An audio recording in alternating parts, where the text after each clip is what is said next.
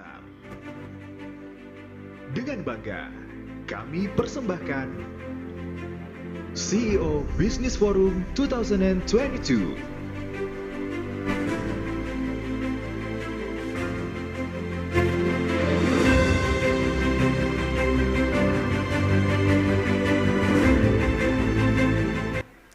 Assalamualaikum warahmatullahi wabarakatuh. Selamat pagi dan salam sejahtera untuk kita semua. Bapak Ibu sekalian, kami ucapkan selamat datang di CEO Business Forum 2022. Perkenankan, saya Nana Jamal yang akan menjadi host Anda pada acara kita yang dilaksanakan hari ini, Selasa 4 Oktober 2022 di Sauraja Ballroom. Yang terhormat, Bapak Andi Sudirman Sulaiman, Gubernur Provinsi Sulawesi Selatan, yang dalam hal ini diwakili Bapak Andi Darmawan Bintang selaku Kepala Bapelitbangda Provinsi Sulawesi Selatan. Yang kami hormati Bapak Solehin Yusuf Kalla, Presiden Direktur Kalla. Yang kami hormati Bapak Kausa Iman Karana, Kepala Perwakilan Bank Indonesia Sulawesi Selatan, yang diwakili oleh Ibu Febrina, Deputi Direktur Bank Indonesia. Yang kami hormati Bapak Darwisman, Kepala Otoritas Jasa Keuangan Regional 6 Sulampua.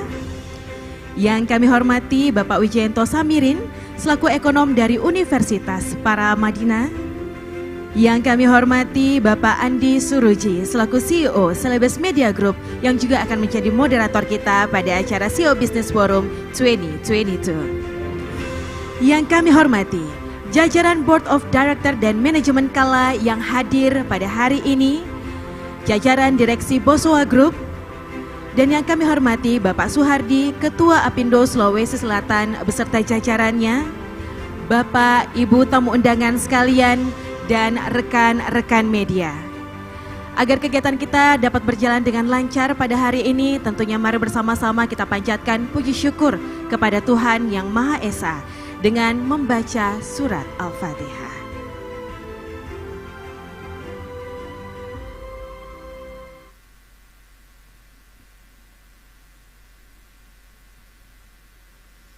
Amin, amin, ya Rabbal Alamin. Bapak Ibu sekalian, di tengah ketidakpastian global, geopolitik, ekonomi maupun bisnis, tantangan dan harapan selalu hadir bersamaan. Kalangan dunia usaha tentunya membutuhkan direction atau guidelines, baik dalam mengantisipasi situasi dan kondisi ke depan, juga untuk mengatasi permasalahan yang dihadapi. Karena itu, CEO Business Forum digagas bersama oleh Asosiasi Pengusaha Indonesia, Apindo Sulawesi Selatan, Kalla Group, dan Celebes Media Group untuk membuka ruang dan menjadi sarana berdiskusi, mempertemukan gagasan dan kepentingan antara otoritas, regulator, dan pelaku dunia usaha. Tujuannya semata untuk memperkuat sinergi dan kolaborasi dalam rangka memacu akselerasi pembangunan ekonomi dan mengangkat kesejahteraan masyarakat. Kali ini kita mengambil tema mengakselerasi pertumbuhan ekonomi domestik di tengah tren ketidakpastian dan perlambatan global. Karena kita tahu banyak potensi tersembunyi terutama di Sulawesi Selatan yang sesungguhnya dapat dikonversi menjadi benefit bersama. Manakala komunikasi, diskusi dibuka dan diperdebatkan secara keras tanpa pretensi merasa benar sendiri. Bapak Ibu sekalian, melangkah ke acara selanjutnya, mari bersama-sama kita dengarkan welcoming speech dari Bapak Subhan Jaya Mapaturung selaku Chief Corporate Secretary and Legal Officer. Kepada beliau kami persilahkan.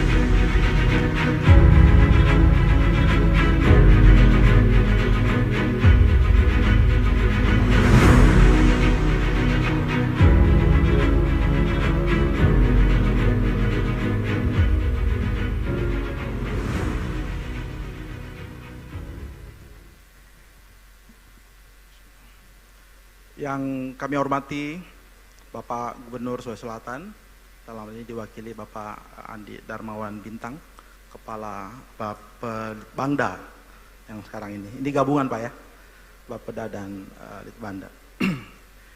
Juga yang saya hormati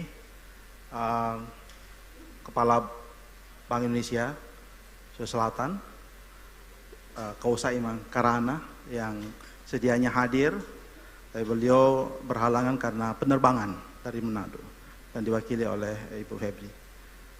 Kemudian juga yang saya hormati Kepala OJK Darusman yang sementara dalam perjalanan menuju tempat acara, juga flight dari Jakarta.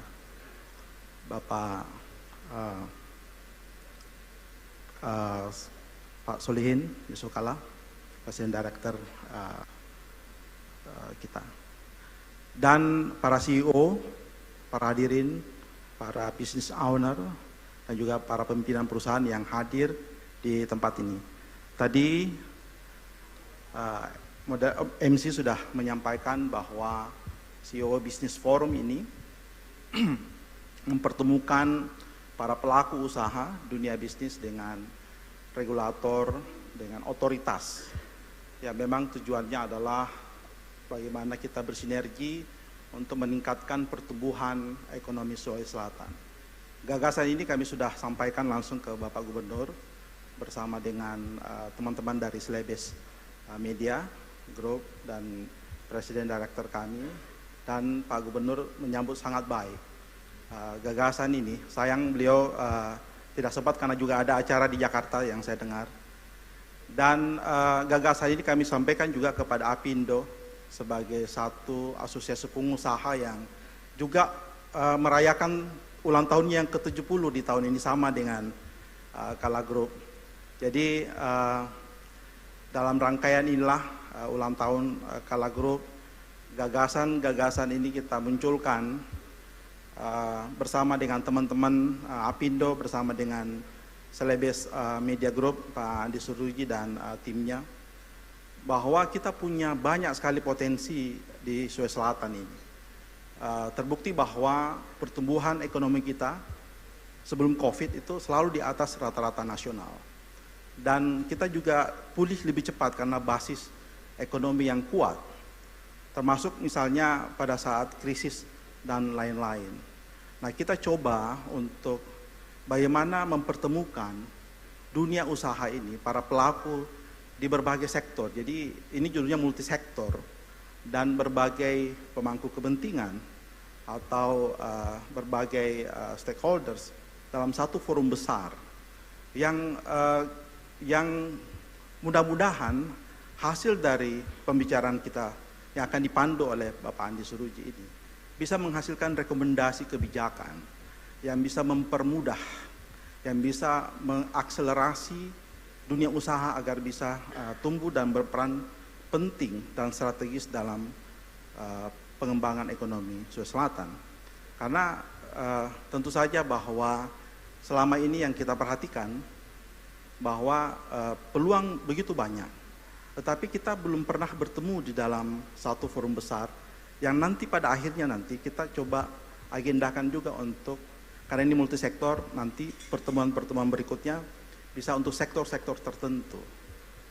Kita ketemu, difasilitasi oleh Apindo, dan kita selalu ingin ada rumusan kebijakan, katakanlah semacam policy brief yang bisa dihasilkan agar agenda pemerintah itu bersesuaian dengan apa yang diinginkan oleh dunia usaha, agar bisa tumbuh bersama, bisa mengakselerasi pertumbuhan ekonomi Selatan yang saya kira potensinya sangat besar. Barangkali dengan pertemuan besar ini dan nanti akan ditindaklanjuti dengan pertemuan-pertemuan sektor yang lebih kecil, yang kita bayangkan adalah bahwa ada pergeseran sektor di Sulawesi Selatan. Bukan hanya bertumpu yang selama ini memang di sektor pertanian perkebunan, tetapi juga akan sangat tumbuh di sektor perdagangan, di jasa retail, yang saya kira nanti data-datanya akan disajikan oleh baik dari Bank Indonesia maupun dari pengamat ekonomi kita, juga dari OJK. Itulah harapan-harapan yang penting dalam pertemuan ini, dan mudah-mudahan kami sebagai tuan rumah mewakili manajemen Kala Group mengucapkan selamat datang, selamat berdiskusi nanti. Jadi ini bukan satu arah, nanti akan dipandu oleh Pak Andi Suruji. Kita berdialog dan semua hal yang bisa disampaikan kepada forum yang besar ini. Dan mudah-mudahan ini bermanfaat bagi kita semua. Untuk mudah-mudahan juga ini kegiatan ini karena kita rencanakan tidak hanya satu kali ini saja, yang saya katakan nanti ada pertemuan-pertemuan sektor, nanti hostnya akan bergiliran. Kemarin Boswa sudah siap untuk menjadi tuan rumah berikutnya. Mudah-mudahan nanti juga dari Galesong Group, dari IMB, dari grup bisa bersedia untuk menjadi tuan rumah untuk pertemuan-pertemuan kita berikutnya. Selamat datang Pak Darisman, Kepala OJK. Saya kira itu dari kami karena waktu yang sangat sempit dan ini disiarkan langsung oleh Celebes TV dan juga radio Celebes. Assalamualaikum warahmatullahi wabarakatuh. Waalaikumsalam warahmatullahi wabarakatuh.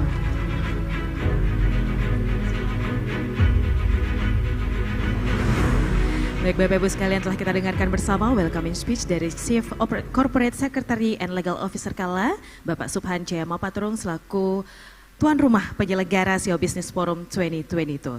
Selanjutnya kita akan mendengarkan sambutan Ketua Apindo Sulawesi Selatan. Kepada Bapak Suhardi dipersilahkan.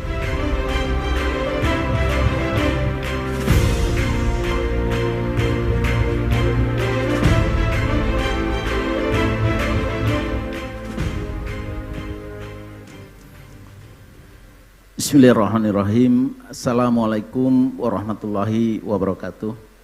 Selamat pagi, salam sehat dan bahagia buat kita semua. Yang kami hormati, kami banggakan Bapak Gubernur Sulawesi Selatan diwakili oleh saudara kami, Bapak Kaban, Kepala Bapelid Bangda, Bapak Andi Darmawan Bintang. Kemudian juga Bapak Presiden Direktur Kala, Bapak Solihin Yusuf Kala, Bapak Kepala OJK, Bapak Darwisman, salam kenal Pak. Bapak Kepala BI, Bapak C, Bapak Kausaiman Karana. Tadi sudah disampaikan Pak Suban, beliau masih di Manado karena penerbangan, jadi agak tidak sempat waktu, tapi diwakili oleh Ibu Deputi Ibu ya, Ibu Febrina Bu ya, ya. Kemudian juga Bapak CEO Kala juga, Bapak Aryadi saudara saya, dan Bapak Chief Boswa Celebes, Bapak Andi Suruji. Kalau ini keluarga dan teman pairing. Kemudian juga Bapak Wijayanto. Sebenarnya kita sering ketemu Pak, tapi nggak tahu di mana, jadi kita harus saling mengingat Pak, pengamat ekonomi. Banyak di sini lagi pimpinan saudara saya Pak Ozi, Pak Diki, Pak Beni, dan banyak semua. Ada juga teman-teman kami dari pebisnis dan dari Apindo. Ini banyak asosiasi juga Pak yang kami sama-sama bergabung di Apindo. Ini bos kita. Ketua PHRI juga ada di sini.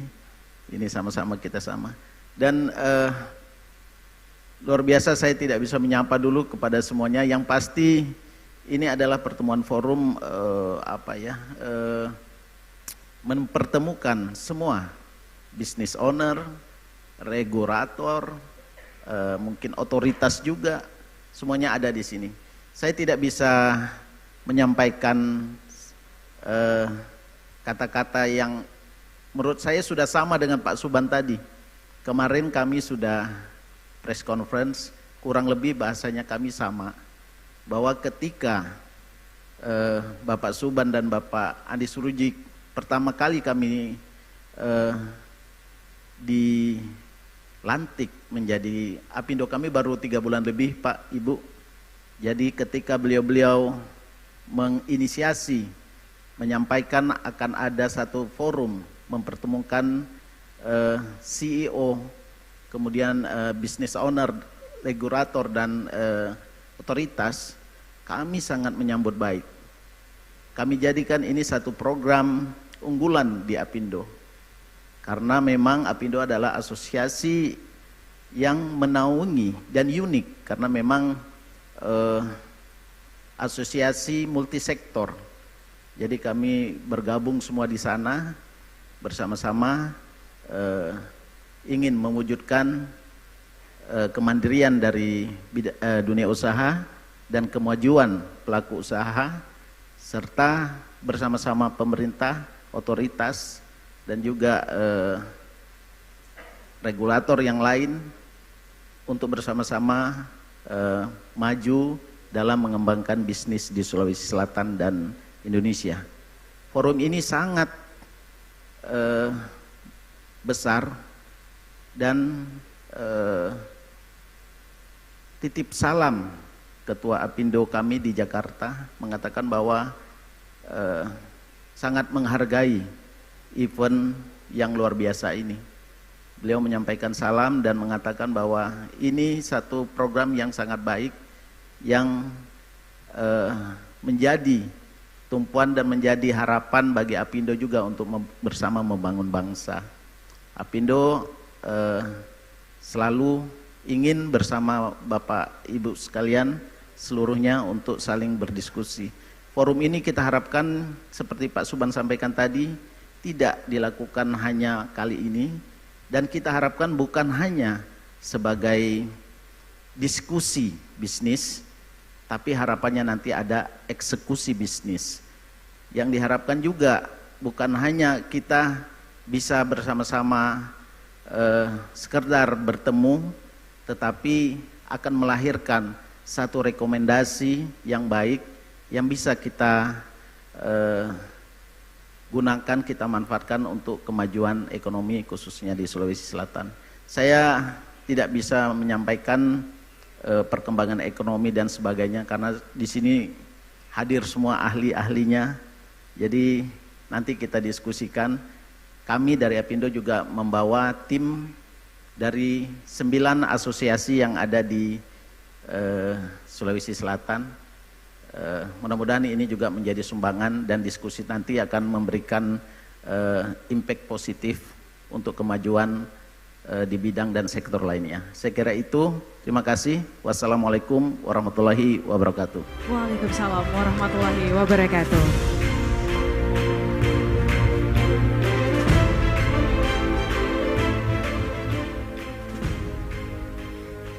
Baik Bapak Ibu sekalian, telah kita dengarkan sambutan Ketua Apindo Sulawesi Selatan Bapak Suhardi, yang tentunya tanpa berlama-lama lagi kita akan segera menyaksikan seperti apa ide-ide akselerasi pertumbuhan ekonomi domestik di tengah tren ketidakpastian dan perlambatan global.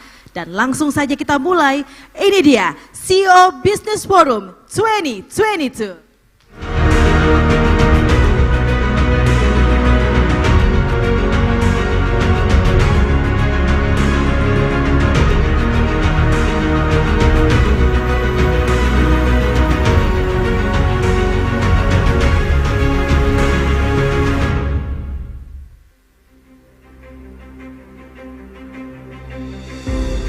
Hadirin sekalian, kita sambut moderator di CEO Business Forum 2022, Andi Suruji.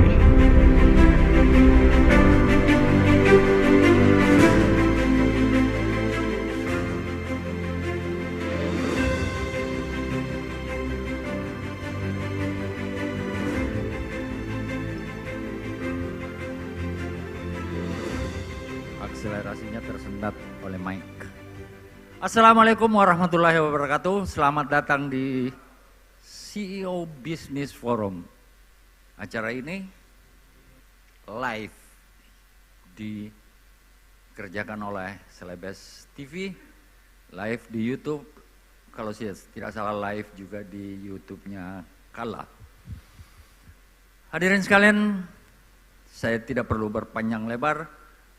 Yang pasti pada hari ini ada 5 narasumber yang ingin kita ajak tukar pikiran, sharing, dan berdiskusi bagaimana mengakselerasi pembangunan ekonomi, khususnya di Sulawesi Selatan di tengah ketidakpastian. Saya tahu bapak-bapak pengusaha, para CEO tidak suka yang namanya ketidakpastian, instabilitas, tetapi bisnis selalu inherent dengan ketidakpastian. Disitulah hebatnya pengusaha, selalu mengeluh selalu kurang, tetapi selalu cuan juga sebetulnya. Inilah para pembicara kita. Kita sambut tepuk tangan yang meriah.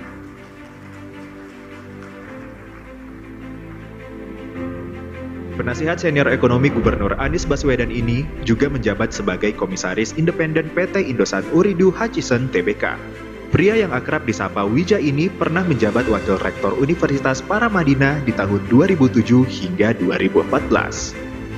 Penasihat ekonomi atau staf khusus Wakil Presiden Yusuf Kala di tahun 2014 sampai 2019 ini menghabiskan 10 tahun awal karirnya di perbankan investasi dan ekuitas swasta industri, di mana ia memegang berbagai posisi senior di Varindo Investasi seperti Farallon Capital LIC, ABN AMRO, Asia Securities, dan Makindo Sekuritas. Sarjana Fulbright dan meraih gelar Master dalam Kebijakan Publik dari Georgetown University, USA. Dan gelar Sarjana Teknik Sipil di Universitas Gadjah Mada ini selama karir akademisinya telah menulis lebih dari 100 artikel dan makalah yang diterbitkan oleh majalah surat kabar nasional dan internasional. Mari kita sambut Wijayanto Samirin.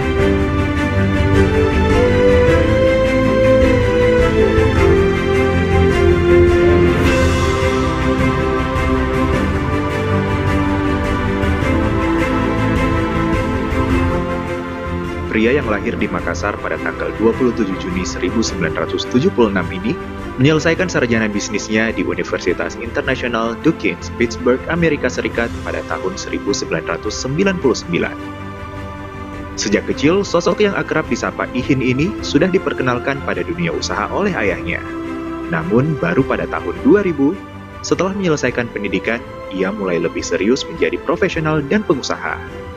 Solihin menjalani karirnya dari bawah dan secara berjenjang, kemudian menjadi pimpinan pada perusahaan-perusahaan yang bergerak di berbagai bidang usaha, seperti industri otomotif, jasa, perdagangan, transportasi, energi, properti, infrastruktur, dan lain-lain.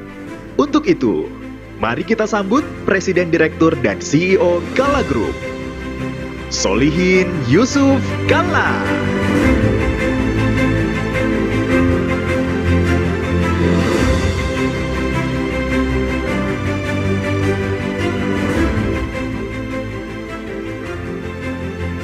Perempuan kelahiran Palembang 18 Februari 1982 ini adalah Deputi Direktur Bidang Ketahanan Pangan, Kelautan dan Perikanan Kantor Perwakilan Bank Indonesia Makassar. Febrina yang merupakan lulusan Magister Ekonomi Pembangunan Fakultas Ekonomi dan Bisnis Universitas Gadjah Mada, kerja di Bank Indonesia sejak tahun 2006. Karirnya dimulai sebagai pengawas bank junior, tim pengawasan bank Kantor Bank Indonesia Solo, kemudian menjadi analis muda Unit Pemberdayaan Sektor Real dan UMKM Kantor Perwakilan Bank Indonesia Solo. Selanjutnya, sebagai analis unit asesmen statistik dan survei Bank Indonesia Tegal, Deputi Kepala Perwakilan Bidang Sistem Pembayaran, Pengelolaan Uang Rupiah, dan Manajemen Inter BI Jember. Menjadi analis senior fungsi data statistik dan ekonomi keuangan daerah Bank Indonesia Provinsi Jawa Tengah dan Kepala Tim Implementasi Sistem Pembayaran dan Pengawasan BI Provinsi Jawa Tengah. Sebelum dipercaya sebagai ekonom ahli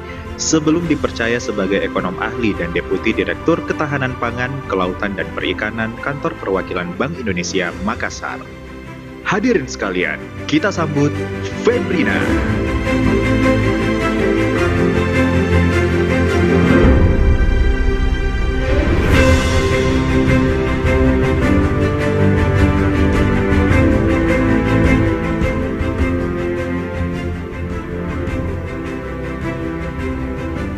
Lahir di Tanjung Karang 27 Desember tahun 1968 ini, menyelesaikan pendidikan formalnya di Fakultas Ekonomi dan Bisnis di Universitas Lampung.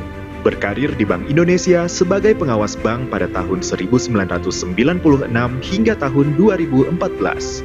Di tahun 2014 menjadi Kepala OJK Jambi, tahun 2017 menjabat Kepala OJK Provinsi Sumatera Barat. Kemudian di tahun 2020 menjabat Kepala OJK Sulawesi Utara, Gorontalo, dan Maluku Utara. Dan di tahun 2022 ini, suami dari Indah Yulfiani ini menjabat Kepala OJK Regional 6 Sulawesi, Maluku, dan Papua. Mari kita sambut Kepala OJK Regional 6 Sulawesi, Maluku, dan Papua, Darwisman.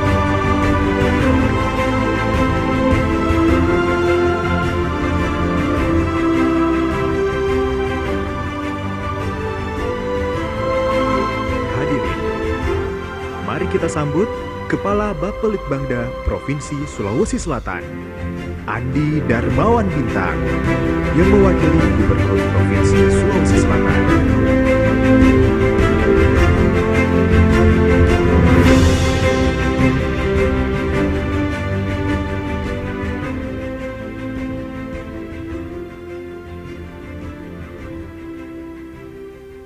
Terima kasih voice over memperkenalkan, jadi berkurang sedikit kerjanya moderator ya. Bapak Ibu sekalian, saya agak minder juga sebetulnya berada di panggung ini. Saya yang paling tidak muda, Pak. Dan kalau lihat ke sana, wajah-wajahnya wajah-wajah golfer semua yang banyak ini. Syaratnya tidak boleh ada OB sampai acara selesai.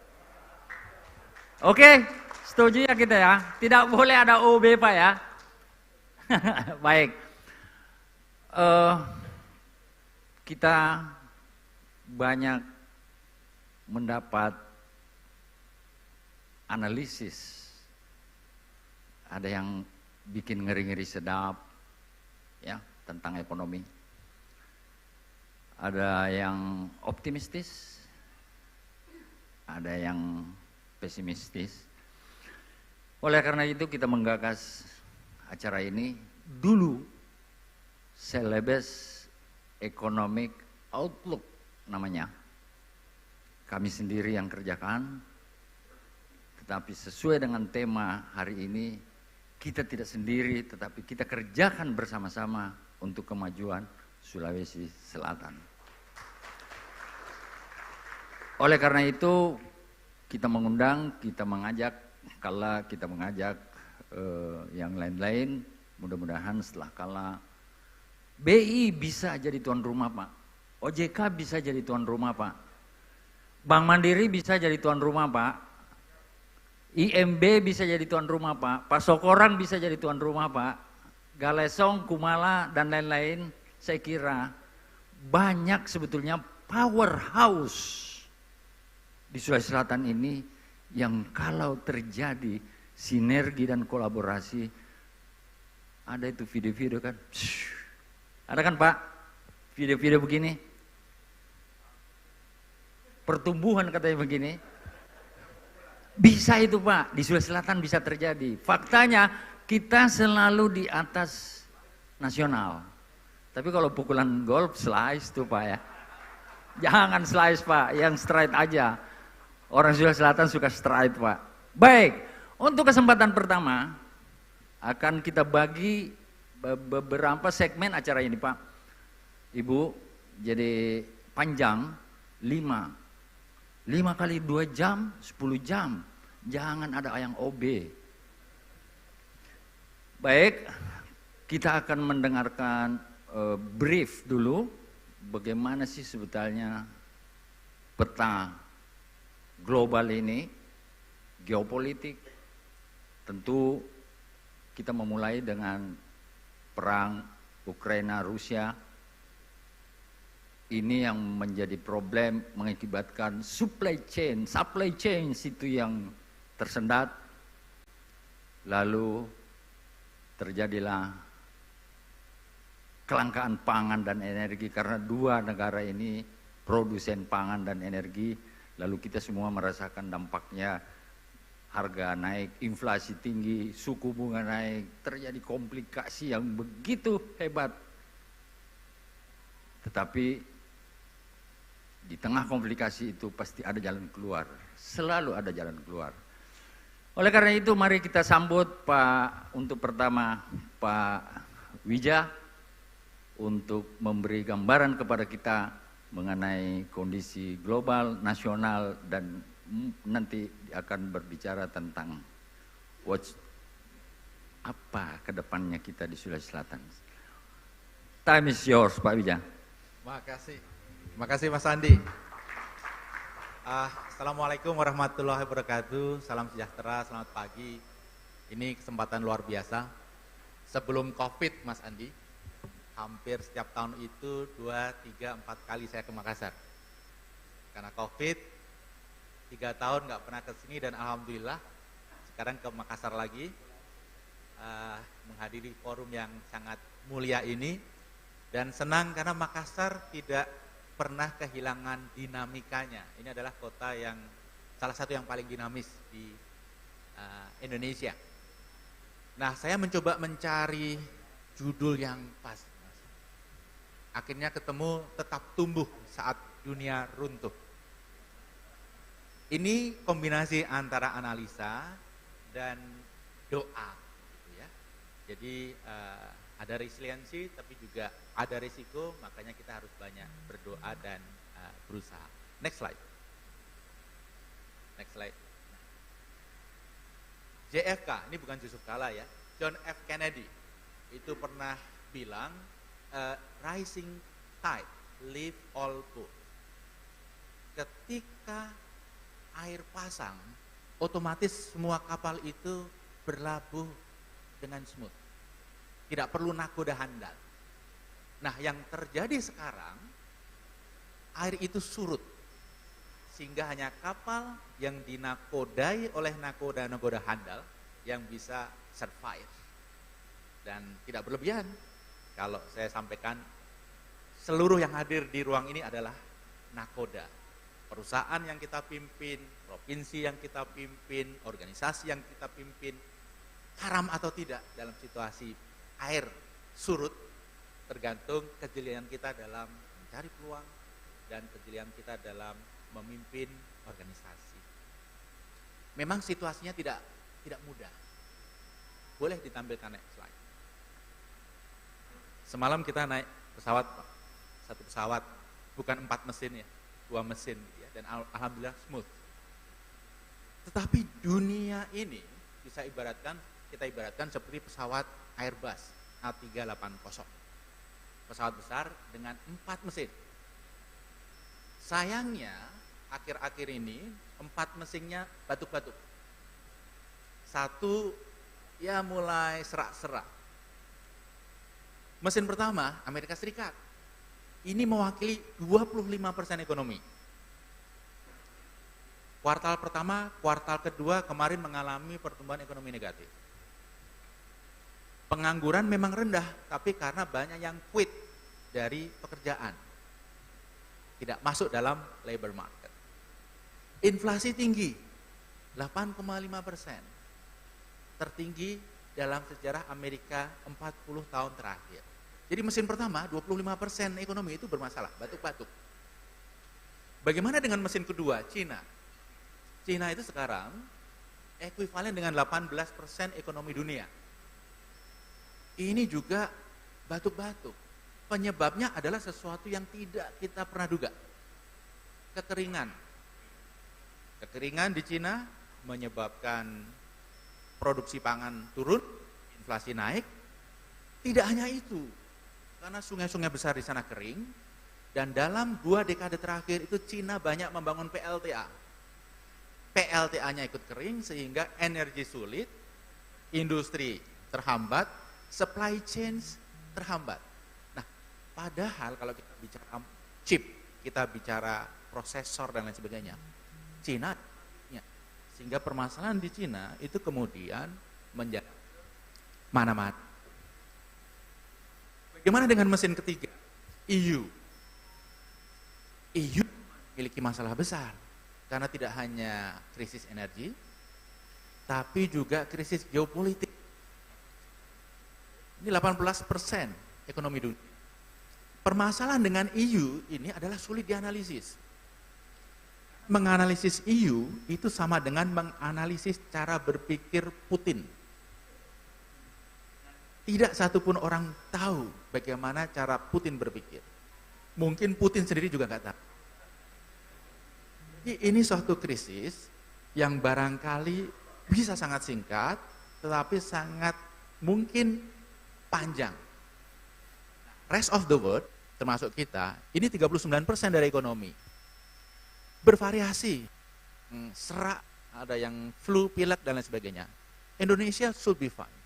Tapi bagaimana dengan negara-negara lain yang mulai juga mengalami perlambatan?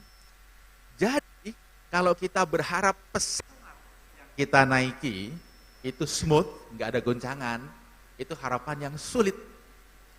Tapi bahwa ada goncangan, kita berharap akhirnya goncangan itu mereda dan kita mengalami soft landing. Next slide. Krisis yang terjadi sekarang ini beda dengan krisis-krisis sebelumnya. Kalau kita bikin list 6 krisis terbesar dalam sejarah dunia, itu 4 diantaranya adalah krisis finansial. 1772, kemudian 1998, kemudian tahun 2008, kemudian Great Depression 1929, itu krisis yang disebabkan karena financial sectors. Kalau krisis keuangan saja, kita sudah hafal solusinya. Krisis keuangan, bank di bail out, kemudian likuiditas digelontorin, ekonomi mulai berjalan. Terjadi di 98, terjadi di 2008. Nah, 2000 krisis yang multidimensi. Saya sebutkan 3 faktor di situ, tapi kemungkinan menjadi 4 kan akhir. Yang pertama pandemi Covid. Sesuatu yang belum pernah terjadi sebelumnya. Rantai pasok rusak, demand turun, cover, demand naik, rantai pasok belum diperbaiki, akhirnya inflasi. Belum berhasil ditangani inflasi akibat Covid. Perang Ukraine, Rusia membuat short energi, gandum dan lain sebagainya. Terus berlangsung. Dan ditambah lagi dengan kekeringan di Cina. 3 faktor yang berkombinasi menjadi multidimensi yang sebelumnya belum pernah kita alami. Yang menarik, berita terakhir pagi ini, Credit Suisse, harga sahamnya drop.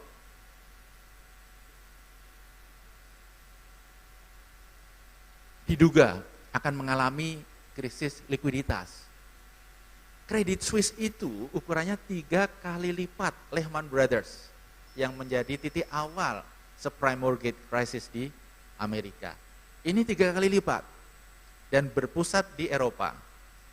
Kalau something happen, kita berharap tidak terjadi apa-apa. Eropa makin berat. Jadi ini menjadi multi-dimension dan 4 dimensi. Dimensi keempat adalah krisis finansial. Kalau itu terjadi. Nah, analisis ke belakang ini belum memasukkan krisis finansial. Karena ini perkembangan yang masih sangat mutakhir. Next slide. Kita semua sudah sangat familiar dengan chart ini. Semua naik. Yang biru itu adalah komoditi. Naik terus. Tetapi alhamdulillah kalau kita lihat mulai dari pertengahan tahun ini sudah mulai flat. Yang biru itu. Pangan tetap naik, tetapi energi mulai turun. Jadi sebenarnya kita bisa berharap bahwa flat itu akan bertahan dan berlanjut dan lama-lama akan turun juga. Semoga situasi terburuk sudah kita lewati, tetapi kembali bagaimana dengan financial? Nanti teman-teman dari BI, OJK bisa menganalisis lebih mendalam gitu. Next slide. Ini adalah harga komoditi. CPO naik kemudian turun.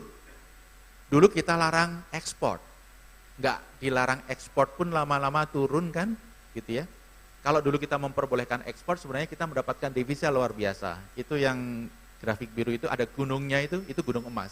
Karena kita enggak boleh ekspor, kita tidak menikmati emas yang ada di gunung itu. Crude oil sempat melejit kemudian mulai menurun. Coal terus naik, natural gas terus naik.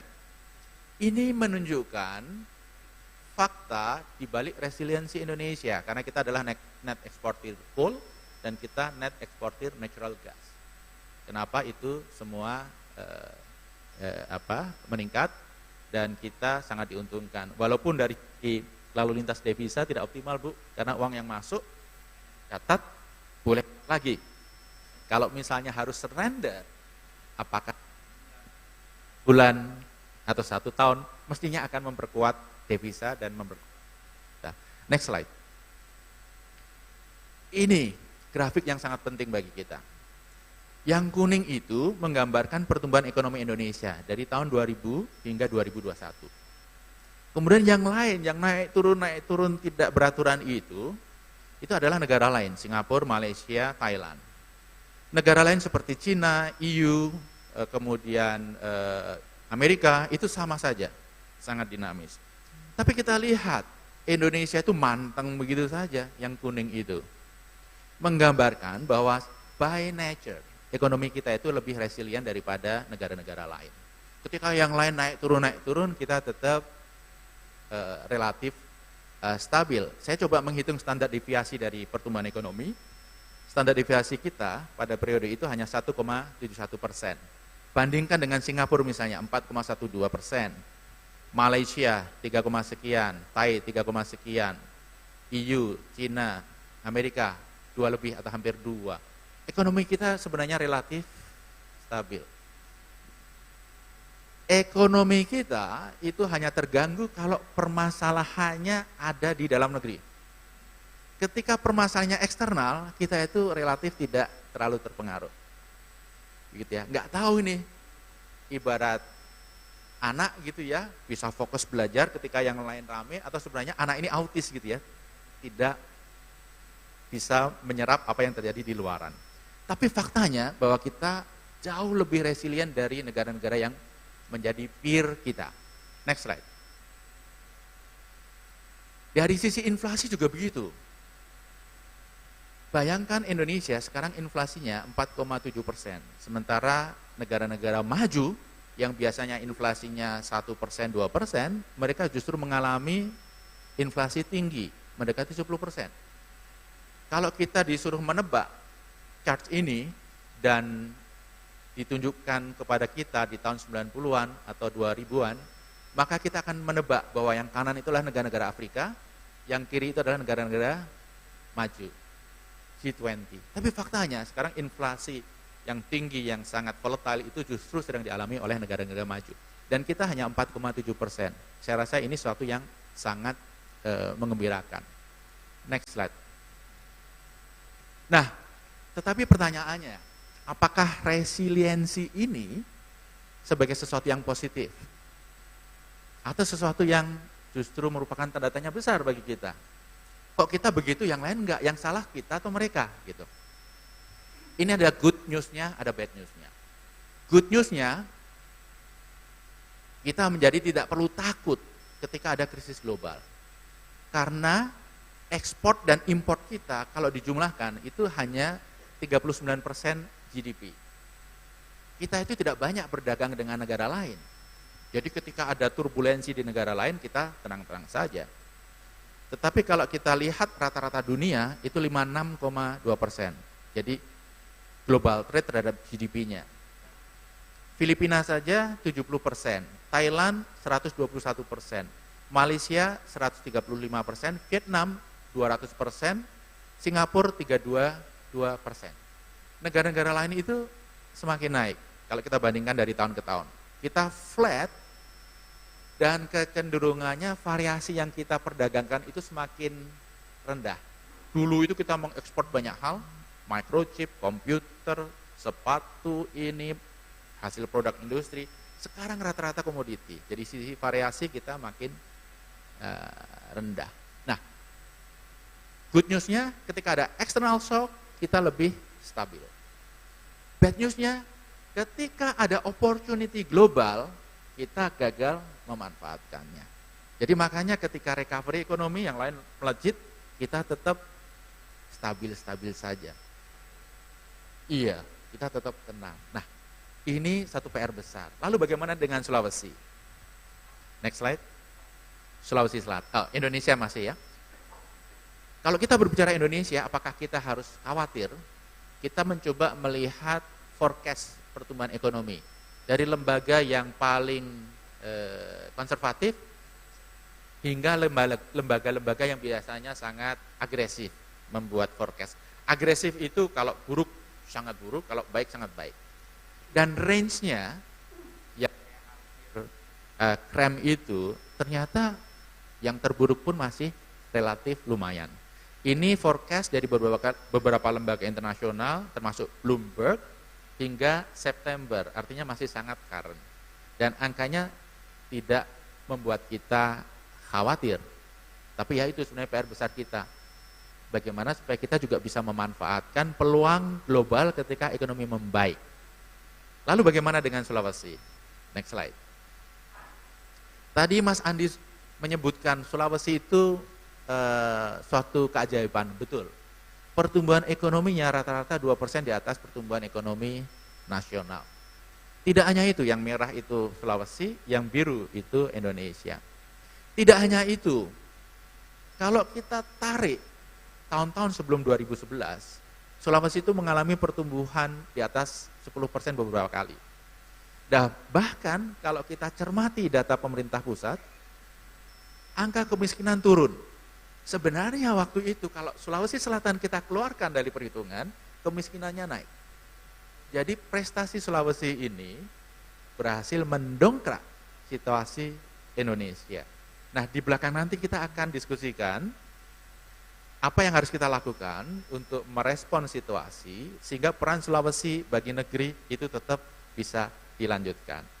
Di sini dulu sebelum nanti kita lanjutkan diskusi what's next. Makasih. Baik, terima kasih Mas Wijan dan Bapak Ibu, kita break dulu, tarik nafas setelah melihat angka-angka yang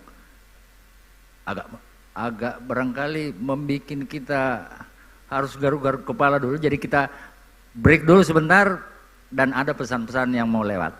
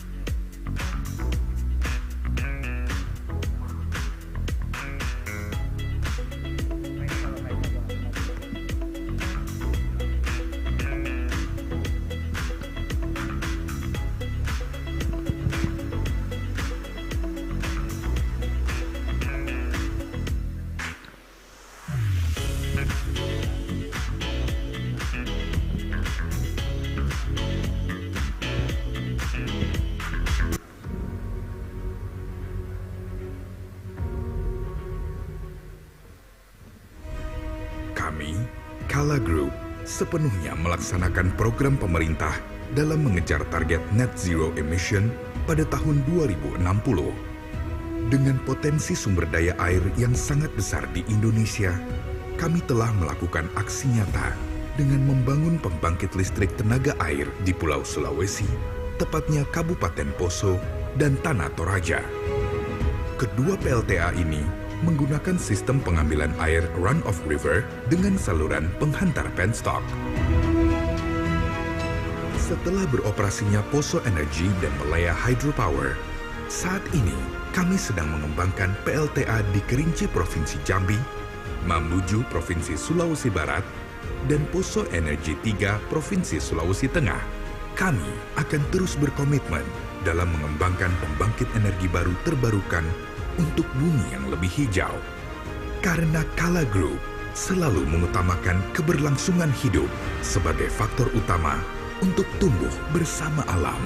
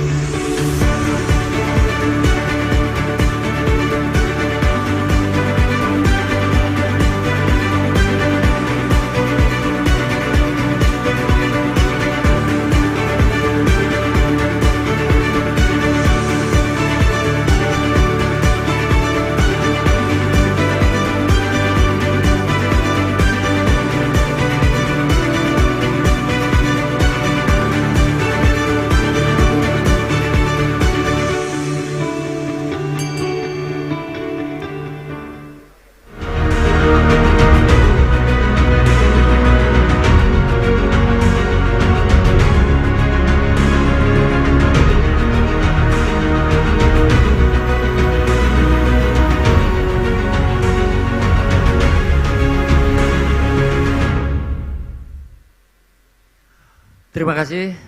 Kita kembali di forum ini dan menyambung apa yang dipaparkan Pak Wijayanto tadi. Ini tim dari Celebes ingin memberikan juga gambaran dalam bentuk video dan narasi. Silakan.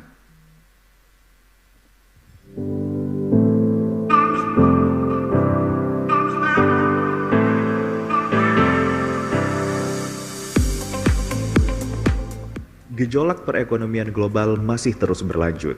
Ketidakpastian dan tren perlambatan mewarnai dinamika perekonomian. Pandemi COVID-19 belum berakhir sepenuhnya. Perang Rusia-Ukraina pun belum jelas ujungnya. Rantai suplai komoditas tersendat dan semangat proteksionisme menguat. Resesi pun menghantui sejumlah negara berkembang hingga negara-negara adidaya. Pemulihan ekonomi nasional semakin dinamis dan menguat pada triwulan 2 2022. PDB nasional tumbuh kuat 5,4% pada triwulan 2 2022 atau year on year melampaui ekspektasi pasar. Pencapaian ini juga semakin memperkuat level perekonomian untuk terus melaju melampaui level pra-pandemi. Relaksasi aturan perjalanan yang mendorong peningkatan konsumsi masyarakat, terutama di masa Ramadan dan Lebaran, serta kinerja ekspor komoditas unggulan yang masih sangat kuat menjadi faktor kunci pendorong pertumbuhan triwulan ini.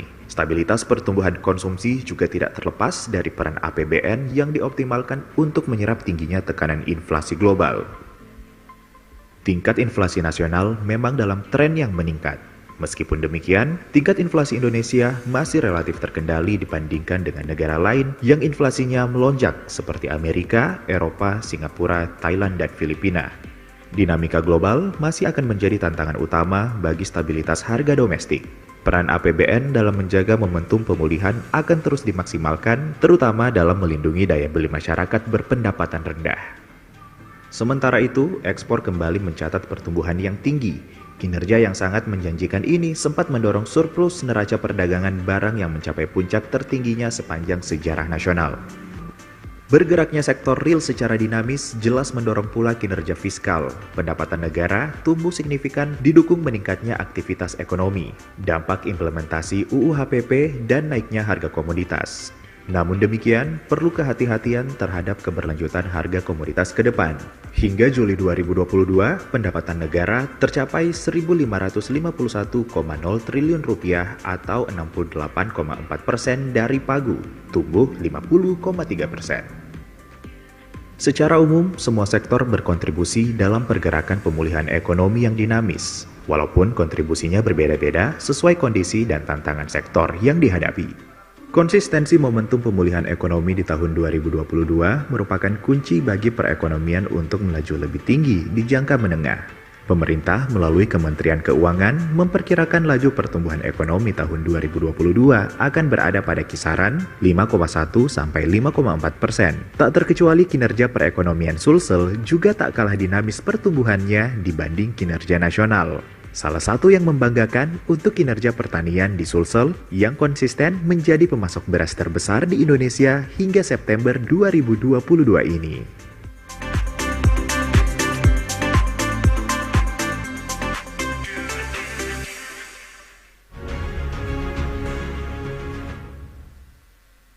Ya, saya kira video yang digambarkan tadi oleh teman-teman Celebes itu datanya kuartal kedua. Masih optimistis, tetapi di memasuki kuartal ketiga, Juli, Agustus, September, ada peristiwa dua yang cukup signifikan dalam ekonomi. Yang pertama kenaikan suku bunga, kemudian ada kebijakan kenaikan bahan bakar minyak. Dua faktor yang bisa menggerus daya beli masyarakat. Artinya konsumsi akan terpengaruh dalam kontribusinya pada pertumbuhan ekonomi. Kita cek data BPS yang keluar kemarin. Sulawesi Selatan inflasinya 1, sekian persen, tetapi masih lebih tinggi, inflasi bulanannya masih lebih tinggi dari nasional. Tetapi tahun kalender, inflasinya Sulawesi Selatan tahun kalender lebih tinggi dari nasional. Year on year Sulawesi Selatan, inflasi September 2022 terhadap inflasi September 2021 itu 6,35%. 6,53% setahunan. Nasional 5,95%. Jadi ini yang harus menjadi catatan bagi Bank Indonesia, OJK, pemerintah yang tergabung dalam tim pengendalian inflasi daerah. Saya kira ini kita warning ketiga otoritas ini untuk bagaimana mengatasi ancaman yang berdampak pada daya beli masyarakat. Saya masih menelusuri data BPS kemarin dan ternyata sektor inflasi yang tertinggi di Sulawesi Selatan bulan September itu adalah transportasi. 9% inflasinya sendiri. Saya kira kontribusinya dari kenaikan harga BBM saya kira. Tetapi ini perlu mendapat perhatian memang. Itu pun masih kira-kira setengah bulan Pak untuk pencatatan September. Nah, kuartal keempat barangkali perlu mendapat perhatian karena efek berantainya setelah harga BBM tok yang naik, nanti dampaknya pada kenaikan harga lain-lain. Ya, saya kira ini yang perlu mendapat perhatian betul karena pada Agustus itu Sulawesi Selatan mengalami deflasi. Agustus naik harga BBM, kita inflasi. Tadinya saya berpikir bahwa habis daya beli masyarakat sehingga deflasi, bukan karena permintaan.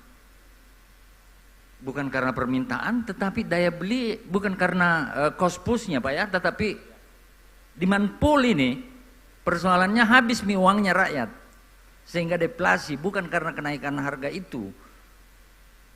Nah, tetapi terjadi inflasi. Nah, ini yang dua hal fenomena makroekonomi yang harus diantisipasi 3 bulan ke depan karena efek suku bunga, efek mungkin bank-bank masih tenang-tenang ya. Pak Mandiri belum kasih gerak suku bunga kredit ya. Pak Osi belum ya? Aman. Tapi mulai ketar-ketir properti dealer otomotif ini Pak. Nanti pembiayaan naik, suku bunga kredit naik. Wah, tersendat lagi penjualan mobil, penjualan properti. Ya. Sehingga betul-betul challenge, sebuah tantangan, inilah yang perlu mendapat perhatian. Tetapi untuk sebelum kita membahas tentang itu, saya ingin mengundang dan mendengarkan pendapat sektor swasta. Bagaimana untuk bercerita, bagaimana mengantisipasi kondisi yang demikian tadi, optimis pun bagaimana kita mengantisipasinya, pesimistis pun bagaimana dan bagaimana. Tetapi saya ingin mengundang Pak Solihin untuk sharing, berbagi dengan pandangan dengan kita bagaimana mengantisipasi kondisi ke depan dan tentu kita ingin, karena kita berbicara menghadapi krisis, menghadapi ancaman resesi, mudah-mudahan tidak terjadi, tetapi mungkin kita perlu juga mendengar dari Pak Solihin bagaimana sih Kala Group ini selamat sampai 70 tahun yang berulang tahun sebentar lagi dengan silih berganti krisis yang dihadapi. Saya kira perlu ini suatu cerita yang inspiring, apalagi misalnya Kala ini sudah turun ke generasi ketiga. IMB sudah generasi kedua, Bosowa generasi kedua yang memimpin, Pak Sokorang barangkali sudah mulai juga beralih, Sinar Galesong Kumala juga sudah mulai generasi. Nah ini saya kira potensi memang Sulawesi Selatan ini luar biasa karena pebisnisnya ini anak muda yang dinamis semua. Ya, waktu dan tempat saya persilakan Pak Solihin.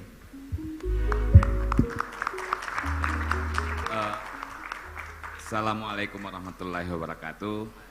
Selamat pagi, selamat siang, salam sejahtera untuk kita semua. Jadi Pak Andi, ketidakpastian itu hanya ada di pemikiran Bapak. Biasanya ketidakpastian itu hanya ada di pemikiran moderator dan ekonom, pengamat ekonomi. Tapi kami swasta selalu berpikir pasti Pak. Kalau tidak pasti artinya itu bukan pemimpin, bukan CEO, bukan pengusaha, bukan entrepreneur, bukan saudagar. Jadi Indonesia tadi Pak Wija mempresentasikan bahwa kita Indonesia itu selalu dibandingkan dengan negara lain di region kita pun Asia Tenggara ini kita paling datar karena penduduk kita 270 juta Pak. Jadi otomatis marketnya ya udah kita jualan dalam negeri aja laku gitu Pak.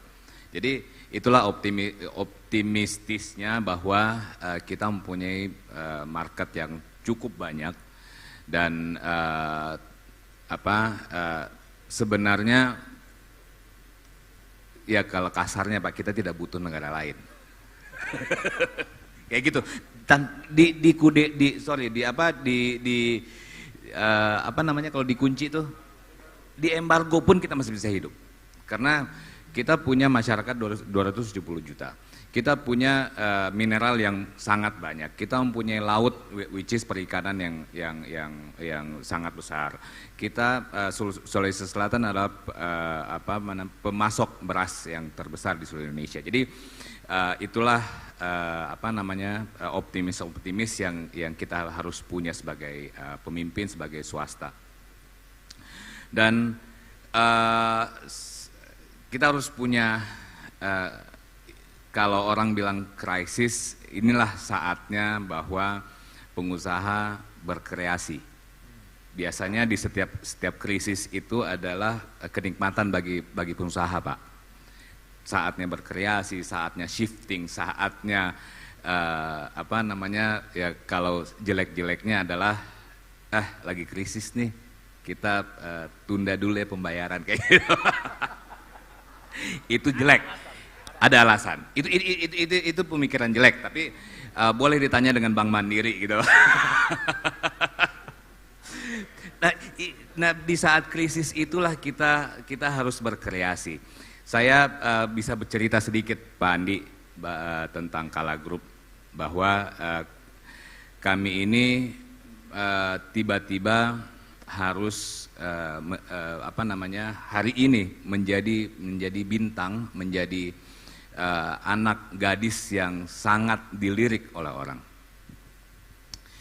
Kami sekarang fokus di green energy, yang tadinya kami dari awal adalah pedagang, trading, dan penjual mobil dealer Toyota.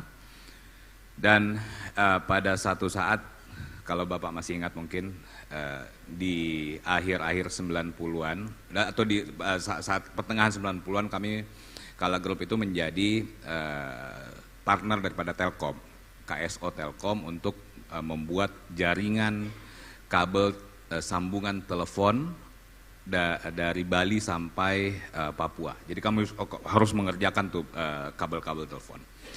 Yang harapannya adalah setiap rumah harus punya telepon sambungan.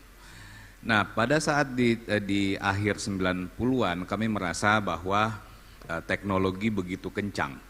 Dan terjadi perubahan dari wire telepon menjadi wireless, yaitu cellular phone masuk, dan di awal tahun 2000 kita mengambil keputusan bahwa oke, kita berhenti bisnis ini, kita harus mencari, harus shifting. Dan pada saat itu memang kita lepas dari krisis, Pak. Pada saat krisis kita harus shifting apa nih? Nah, itulah ide-ide keluar, Pak, pada saat krisis ini.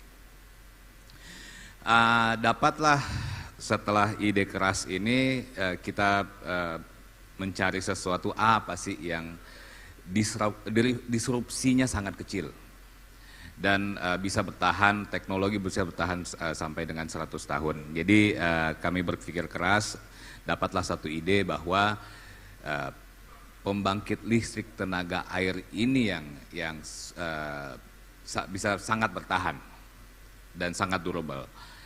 Dan Indonesia punya banyak alam yang mendukung itu. Dan teknologi PLTA ini sudah ada sejak 100 tahun yang lalu, tidak berubah, dan kabel listrik tegangan tinggi pun pasti tidak akan berubah sampai 100 tahun lagi. Maksudnya listrik tidak akan wireless, Pak, tegangan tinggi. Bayangkan kalau wireless kita kesetrum di tengah-tengah. Banyak bagi-bagi, Pak. Jadi itulah mulai dari tahun 2002-2003 kita mulai proyek, kita dapatlah yang proyek POSO, sampai sekarang kita sudah membangun sampai dengan 600 megawatt dan di tahun 2 tahun lagi insya Allah kita akan mempunyai 1,2 gigawatt pembangkit listrik tenaga air. Dan itu yang sangat membanggakan karena ini adalah karya bangsa sendiri, karya kita sendiri dan dibiayai oleh Himbara. Dan kebanggaan kami bahwa kami bisa mengatakan bahwa Kala Group adalah salah satu-satunya swasta yang mengembangkan, membuat, mengoperasikan dan memiliki PLTA terbesar di Indonesia. Dan itu hari ini membuat kami agak galau, Pak, karena banyak perusahaan dari luar yang meminang untuk bekerja sama. Jadi disitulah tempat pengusaha. Saya mau memberikan semangat bahwa kita tidak boleh tidak percaya diri. Karena selama ini kita tidak percaya diri, harus mengajak investor dari luar, Pak Andi. Jadi tolong masuk, kita mau investasi, enggak. Yang harusnya adalah, hey, saya punya ini, apa yang bisa kami bantu. Itu saya diskusi semalam dengan Pak Wijaya bahwa harusnya kita sebagai bangsa Indonesia harusnya menawarkan apa yang kita punya. Bukan kita meminta orang bahwa tolong kerja di tempat saya. Jadi ada satu quote yang saya baca di Bloomberg tadi pagi bahwa menarik, bahwa katanya gini, build your own dream before someone else hire you to build their dream. Gitu. Jadi bikinlah ini kan mimpi sendiri sebelum orang memperkerjakan kamu gitu, Pak. Jadi itu sedikit semangat daripada saya. Sebagai swasta kita harus tetap semangat, tidak ada ketidakpastian, Pak. Kita harus pasti. Pengusaha adalah satu kepastian. Gitu, Pak, terima kasih. Kenapa? Ya, baik, saya kira kita akan lanjutkan ke Bank Indonesia, Bu. Ya, bagaimana kebijakan Bank Indonesia yang akan diterapkan maupun yang akan diambil dalam rangka mengantisipasi atau kondisi yang akan datang atau yang sudah terjadi, how to address, sehingga pengusaha itu punya guideline, punya pegangan, punya Bank Indonesia akan melakukan ini dan berarti kita aman di sisi ini, kita bisa lebih percaya diri. Silahkan Ibu Febri. Baik, terima kasih banyak Pak Andi ya, sungguh forum yang mengembirakan pagi. Salam kenal, saya Febrina, baru 2 bulan menginjakkan kaki di Sulawesi. Ya, jadi memang kalau tadi Pak Solikin sudah menyampaikan optimis gitu ya, saya juga melihatnya sebenarnya ketika datang ke sini optimis. Melihat Makassar ini ya terutama ya, kita lihat di mana-mana mobil baru itu kok banyak ya. Maksudnya plat putih ya terutama, meskipun ketika kita melihat datanya itu sebenarnya ada kontraksi, tapi sudah sangat baik. Tadi saya idem dengan Pak Wijayanto yang menyampaikan bahwa kondisi dunia itu memang sedang mengkhawatirkan gitu ya, adanya disrupsi gejolak pangan juga gitu ya, sumber energi juga gitu ya. Nah kita lihat juga di PDB dunia itu juga beberapa negara nanti mungkin waspada bagi Bapak Ibu yang ekspor gitu ya. Ini ada negara-negara yang memang tadi menurunkan permintaannya gitu. Nanti tercermin juga dari proyeksinya. Ini kalau kita lihat di angka yang terutama Tiongkok ya. Tiongkok itu jauh sekali revisinya 8,1 menjadi 3,2. Kemudian negara-negara lain. Tapi Indonesia masih tetap optimis gitu ya. Nanti kita lihat angka di belakang bahwa kita akan tumbuh maksudnya sesuai rencana gitu ya. Tadi Bapak sudah menyebutkan 5,1 sampai 5,4 gitu ya. Sementara nanti kalau Sulawesi kami juga optimis sebenarnya untuk ini. Kemudian lihat volume perdagangan dunia juga tetap rendah. Tadi kalau perdagangan dunia kita lihat juga penjualan eceran global ini kalau lihat grafiknya itu sudah mulai steady gitu ya. Jadi naiknya nggak terlalu tinggi tapi sudah mulai steady. Ini sebagai respon terhadap kondisi yang saat ini terjadi. Selanjutnya mungkin ini sedikit saja meningkat informasi. Kemudian selanjutnya bisa. Kemudian juga indeks ketidakpastian global ini juga kita lihat masih cukup bergejolak gitu ya.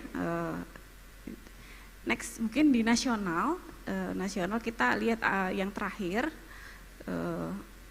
tadi sudah disampaikan bahwa kalau kita lihat memang konsumsi swasta ya, konsumsi swasta ini tadi dengan optimisnya Bapak juga gitu ya, kenaikan pendapatan juga ada gitu ya, didukung juga kebijakan-kebijakan pemerintah untuk menjaga daya beli, kemudian pembiayaan kredit juga masih bagus sebenarnya, meningkat dari sebelumnya, kemudian mobilitasnya juga sangat baik, penjualan ecerannya juga kita lihat itu terutama untuk sandang, makanan, minuman itu kita lihat grafiknya tinggi gitu ya. Kemudian dari Purchasing Managers Index ini terus menunjukkan angka yang membaik gitu ya. Oke. Kemudian next ya, kita melihat bahwa nanti ini pertumbuhan ekonomi nasional itu pasti akan terus berlanjut. Kemudian ekspektasi inflasi pasca pengalihan subsidi BBM. Tadi mohon maaf ini angkanya masih Agustus tapi tadi sudah disampaikan juga. Jadi kalau nasional itu 1,17 mantuman ya, di angka year on year-nya itu 595 ya. Jadi memang naik cukup tinggi. Tadi betul dari kelompok transportasi, begitu juga di nasional. Transportasi itu first round effect dari BBM itu langsung kena gitu ya, di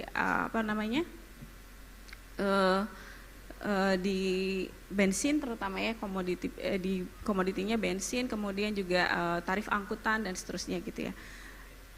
Kemudian ekspektasi inflasi naik juga, ini juga menunjukkan memang ada ekspektasi yang meningkat dari sisi inflasi. Kemudian next Mas. Kemudian kalau kita lihat nilai tukar, ini kerjaannya BI ini, kalau kita lihat memang kalau pergerakan rupiah jangan khawatir, percaya sama BI, kita akan menjaga rupiah itu tidak terlalu bergejolak ya, maksudnya masih sesuai fundamentalnya. Jadi kita lihat juga angkanya, kita bandingkan juga dengan pergerakan rupiah negara peers itu juga tidak terlalu dalam penurunannya. Kemudian kita lihat juga dari ketahanan sistem keuangan itu terjaga baik gitu. Nanti mungkin dari Pak Kepala OJK bisa lebih dalam gitu ya terkait dengan hal ini. Kemudian pertumbuhan kredit pihak ketiga mungkin secara nasional juga kita lihat ini 7,77. Cuman kalau kita lihat lebih dalam sebenarnya kalau DPK perseorangan itu jauh melambat ya. Itu bisa jadi karena ada shifting, kita cross check dengan data OJK memang ada shifting investasi, jadi nggak lagi ke perbankan gitu, jadi shiftnya ke investasi yang lain. Atau juga mantap ini makan tabungan gitu Pak, jadi karena konsumsinya tinggi gitu ya, maunya belinya cash gitu ya, jadi kepercayaan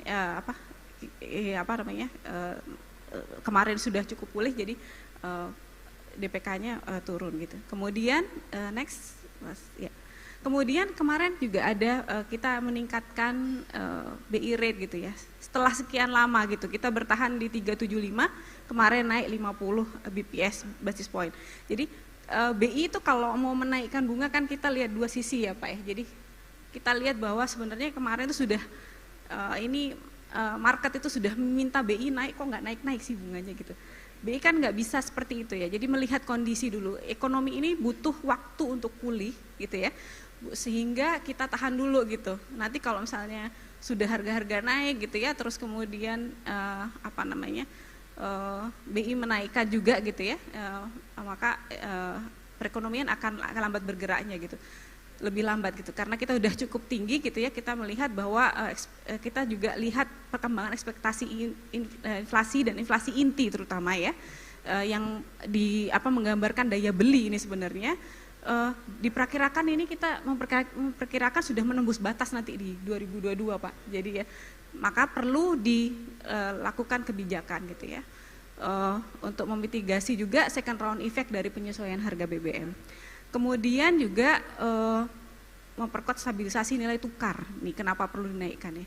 Karena ketidakpastian global yang tinggi tadi. Kalau kita lihat tadi yang Credit Suisse ya, itu dia udah revise down pertumbuhan ekonominya, inflasinya diperkirakan juga sudah naik gitu ya, seluruh dunia. Jadi juga kenaikan Fed Fund Rate itu sudah naik berkali-kali gitu ya. Ini berlanjut, ini masih berlanjut nanti diperkirakan, sehingga memang BI perlu meningkatkan ini. Kemudian perbaikan ekonomi juga ini masih berlanjut ya, kenaikan. Jadi diharapkan nanti dengan 50 BPS pada September ini pertumbuhan ekonomi 2022-2023 diperkirakan masih sesuai dengan kisaran proyeksi. Jadi tadi istilahnya front loaded ya, kemudian preemptive dan forward looking. Jadi kita juga memperhatikan efek dari kenaikan itu ada lag gitu ya. Kalau kita menaikkan suku bunga kan tadi Bapak sampaikan tidak langsung perbankan menaikkan suku bunga gitu. Nah ini kalau kita lihat deposit facility-nya sekitar 3,50, kemudian suku bunga acuan untuk lending facility-nya 5%. Next. Ya. Oke, bagaimana dengan Sulawesi Selatan? Ini mungkin yang ditunggu-tunggu. Jadi ini data kuartal kedua ya, triwulan 2 itu kita tumbuh 5,18, itu sangat baik. Nanti triwulan 3 kami memproyeksikan juga lebih baik dan sampai dengan akhir tahun itu sekitar 5,05 sampai 5,8. Jadi kita masih optimis untuk pertumbuhan ekonomi di tengah gempuran ini tadi yang dua hal tadi ya Pak. Ada kenaikan harga BBM yang menggerus daya beli, tapi jangan khawatir, ini pemerintah juga menyiapkan social safety net gitu ya. Ada beberapa instrumen yang dipergunakan untuk meningkatkan konsumsi, mempertahankan daya belinya. Kemudian juga kalau kita lihat ini konsumsi rumah tangga itu yang warna hijau ya, hijau itu masih bagus ya, konsumsi rumah tangga. Kemudian juga yang mungkin perlu diperhatikan dari konsumsi pemerintah tahun depan itu juga akan ada konsolidasi fiskal. Nanti mungkin dari pemerintah bisa menyampaikan lebih lanjut. Ekspor masih tumbuh sangat baik, itu 44,11 ya kalau nggak salah. Ya. Oke. Kemudian kalau dari share sektoral ya kita lihat memang di pertanian itu tumbuh baik ya, meskipun share-nya itu sedikit gitu ya dibandingkan dengan transportasi, perdagangan, kemudian industri pengolahan dan juga konstruksi. Share-nya itu tidak terlalu tinggi pertanian, cuman tumbuhnya positif. Kemudian next. Ya, kemudian kalau kita lihat lagi dari lapangan usaha, sektor industri pengolahan memang menjadi penggerak utama di Sulsel ya, tumbuhnya 13,26% gitu ya. Nanti diperkirakan juga kita lihat akan berlanjut gitu ya. Aktivitas perdagangan ini juga di triwulan 2 itu baik, kemudian peningkatan kinerja manufakturnya juga kita lihat dari impor bahan baku ini ya masih cukup baik, yang didominasi oleh bahan baku industri pakan gitu ya, dan juga bahan baku industri tepung gitu kalau Sulawesi Selatan. Kemudian indikator peningkatan kinerja Akmaminnya juga kita lihat itu meningkat ya, terlihat dari peningkatan penerimaan pajak hotel dan restoran di Sulsel. Di kuartal 2 itu kelihatan pajak restorannya itu meningkat, ya, kita lihat secara kasat mata juga di Sulawesi Selatan ini juga mengalami peningkatan. Next. Ya. Kemudian inflasi Sulsel ini tadi yang sudah disampaikan, mungkin sedikit saja memang secara keseluruhan memang yang paling tinggi, kedua nasional tertinggi itu di Palopo ya. Jadi yang meningkatkan lebih tinggi lagi itu sebenarnya di inflasi di Palopo. Jadi komponen inflasi di Sulsel itu ada disumbang oleh beberapa kota, ada 5 kota ini, Parepare, Makassar, Bulukumba, Palopo, dan Watampone. Kita lihat di Palopo ini tertinggi kedua setelah Bukit Tinggi untuk mantumannya. Jadi memang utamanya bensin, angkutan udara, minyak goreng ya. Kemudian tapi masih tertahan karena kita dalam siklus panen ya. Jadi komoditas volatile foodnya itu masih maksudnya mengalami deflasi. Kemudian juga ini ada emas perhiasan dan juga beberapa komoditi pertanian perikanan lain seperti cumi-cumi dan pisang yang juga menahan inflasi yang lebih tinggi lagi. Selanjutnya mungkin ini saya cepat tadi belum menjawab pertanyaannya Pak Andi nih saya nih, apa yang harus dilakukan ini ya Pak ya. Kemudian perkembangan penyaluran kredit perbankan ini kita lihat juga masih bagus. Tadi kalau secara sektoralnya, sektor ekonominya itu di 25,28% itu masih di perdagangan ya. Ini berdasarkan lokasi proyek, jadi bank-bank yang menyalurkan juga di Sulawesi Selatan gitu. Kemudian LDR juga masih cukup baik, dan untuk share pangsa UMKM-nya 36,05%. Ya, selanjutnya.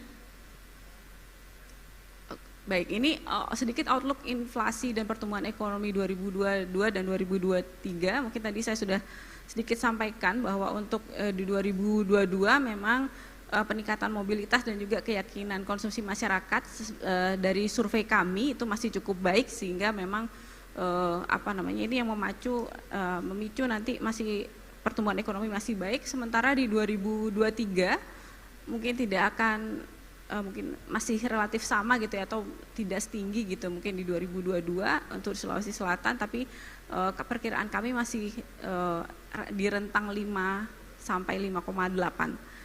Kemudian kalau inflasi ini masih ada dampak lanjutan nanti di 2022, biasanya kalau setelah kenaikan sesuai data historisnya di tahun 2014 ya, jadi kalau misalnya telah naik inflasinya naik, itu dampaknya akan terasa nanti 2 bulan kemudian maksudnya akan masih berdampak gitu ya. Jadi masih ada perlu yang kita waspadai dan kita kendalikan nanti bersama TPID di di komoditas yang terutama bisa dikendalikan. Selanjutnya, oke, ini mungkin sekilas aja ya yang dilakukan oleh TPID. Jadi TPID ini bekerja keras gitu ya.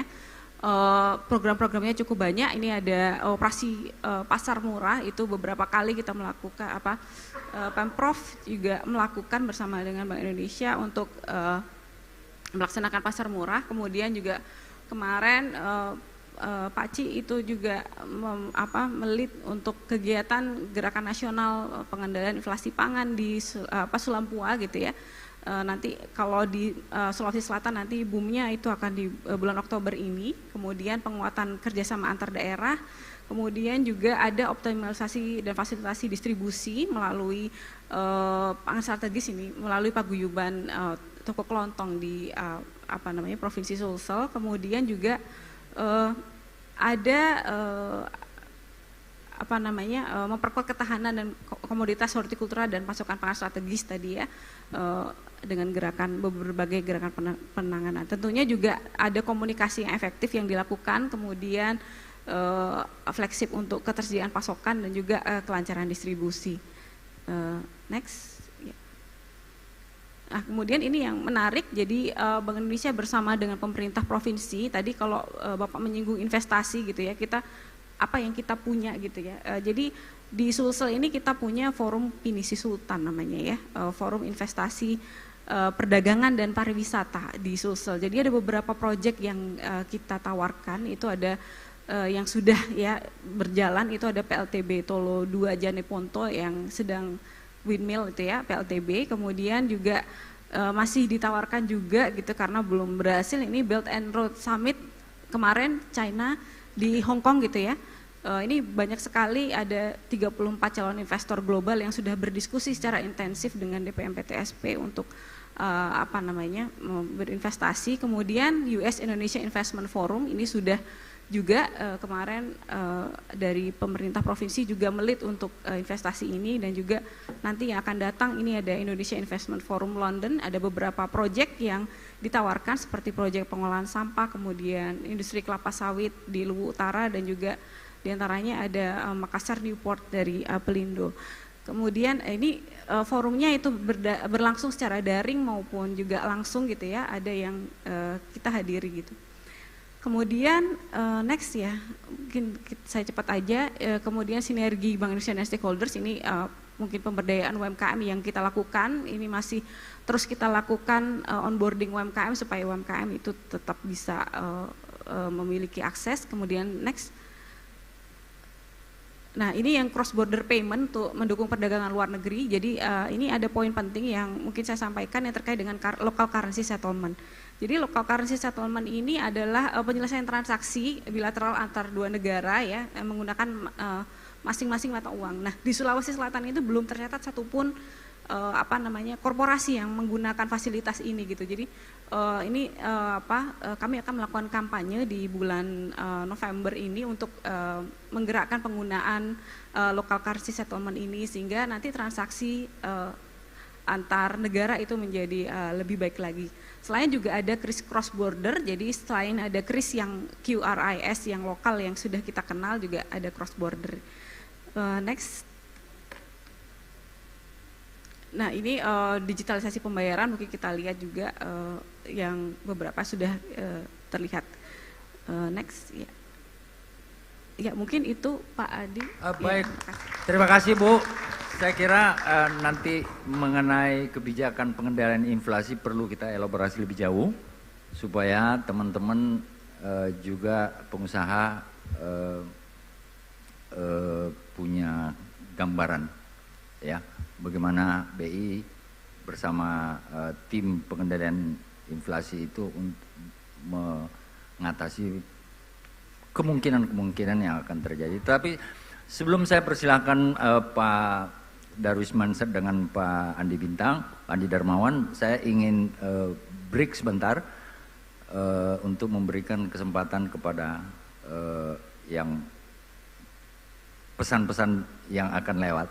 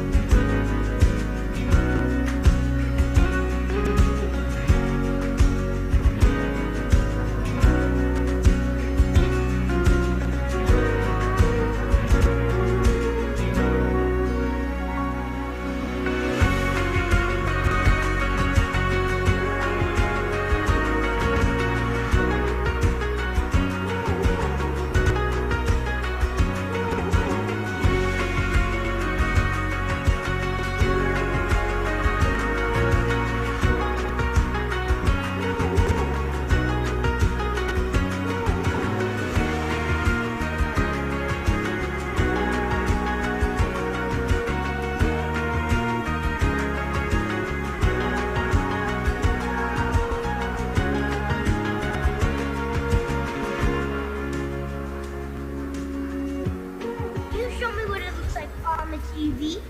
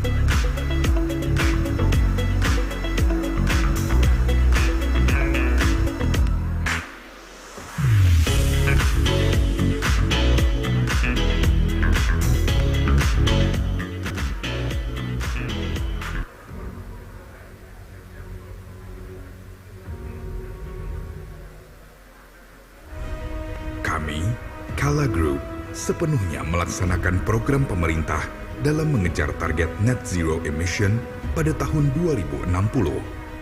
Dengan potensi sumber daya air yang sangat besar di Indonesia, kami telah melakukan aksi nyata dengan membangun pembangkit listrik tenaga air di Pulau Sulawesi, tepatnya Kabupaten Poso dan Tanah Toraja.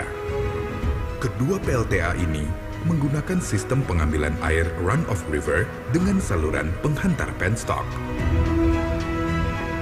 Setelah beroperasinya Poso Energy dan Malaya Hydropower, saat ini kami sedang mengembangkan PLTA di Kerinci Provinsi Jambi, Mamuju Provinsi Sulawesi Barat, dan Poso Energy 3 Provinsi Sulawesi Tengah. Kami akan terus berkomitmen dalam mengembangkan pembangkit energi baru terbarukan untuk bumi yang lebih hijau. Karena Kala Group selalu mengutamakan keberlangsungan hidup sebagai faktor utama untuk tumbuh bersama alam.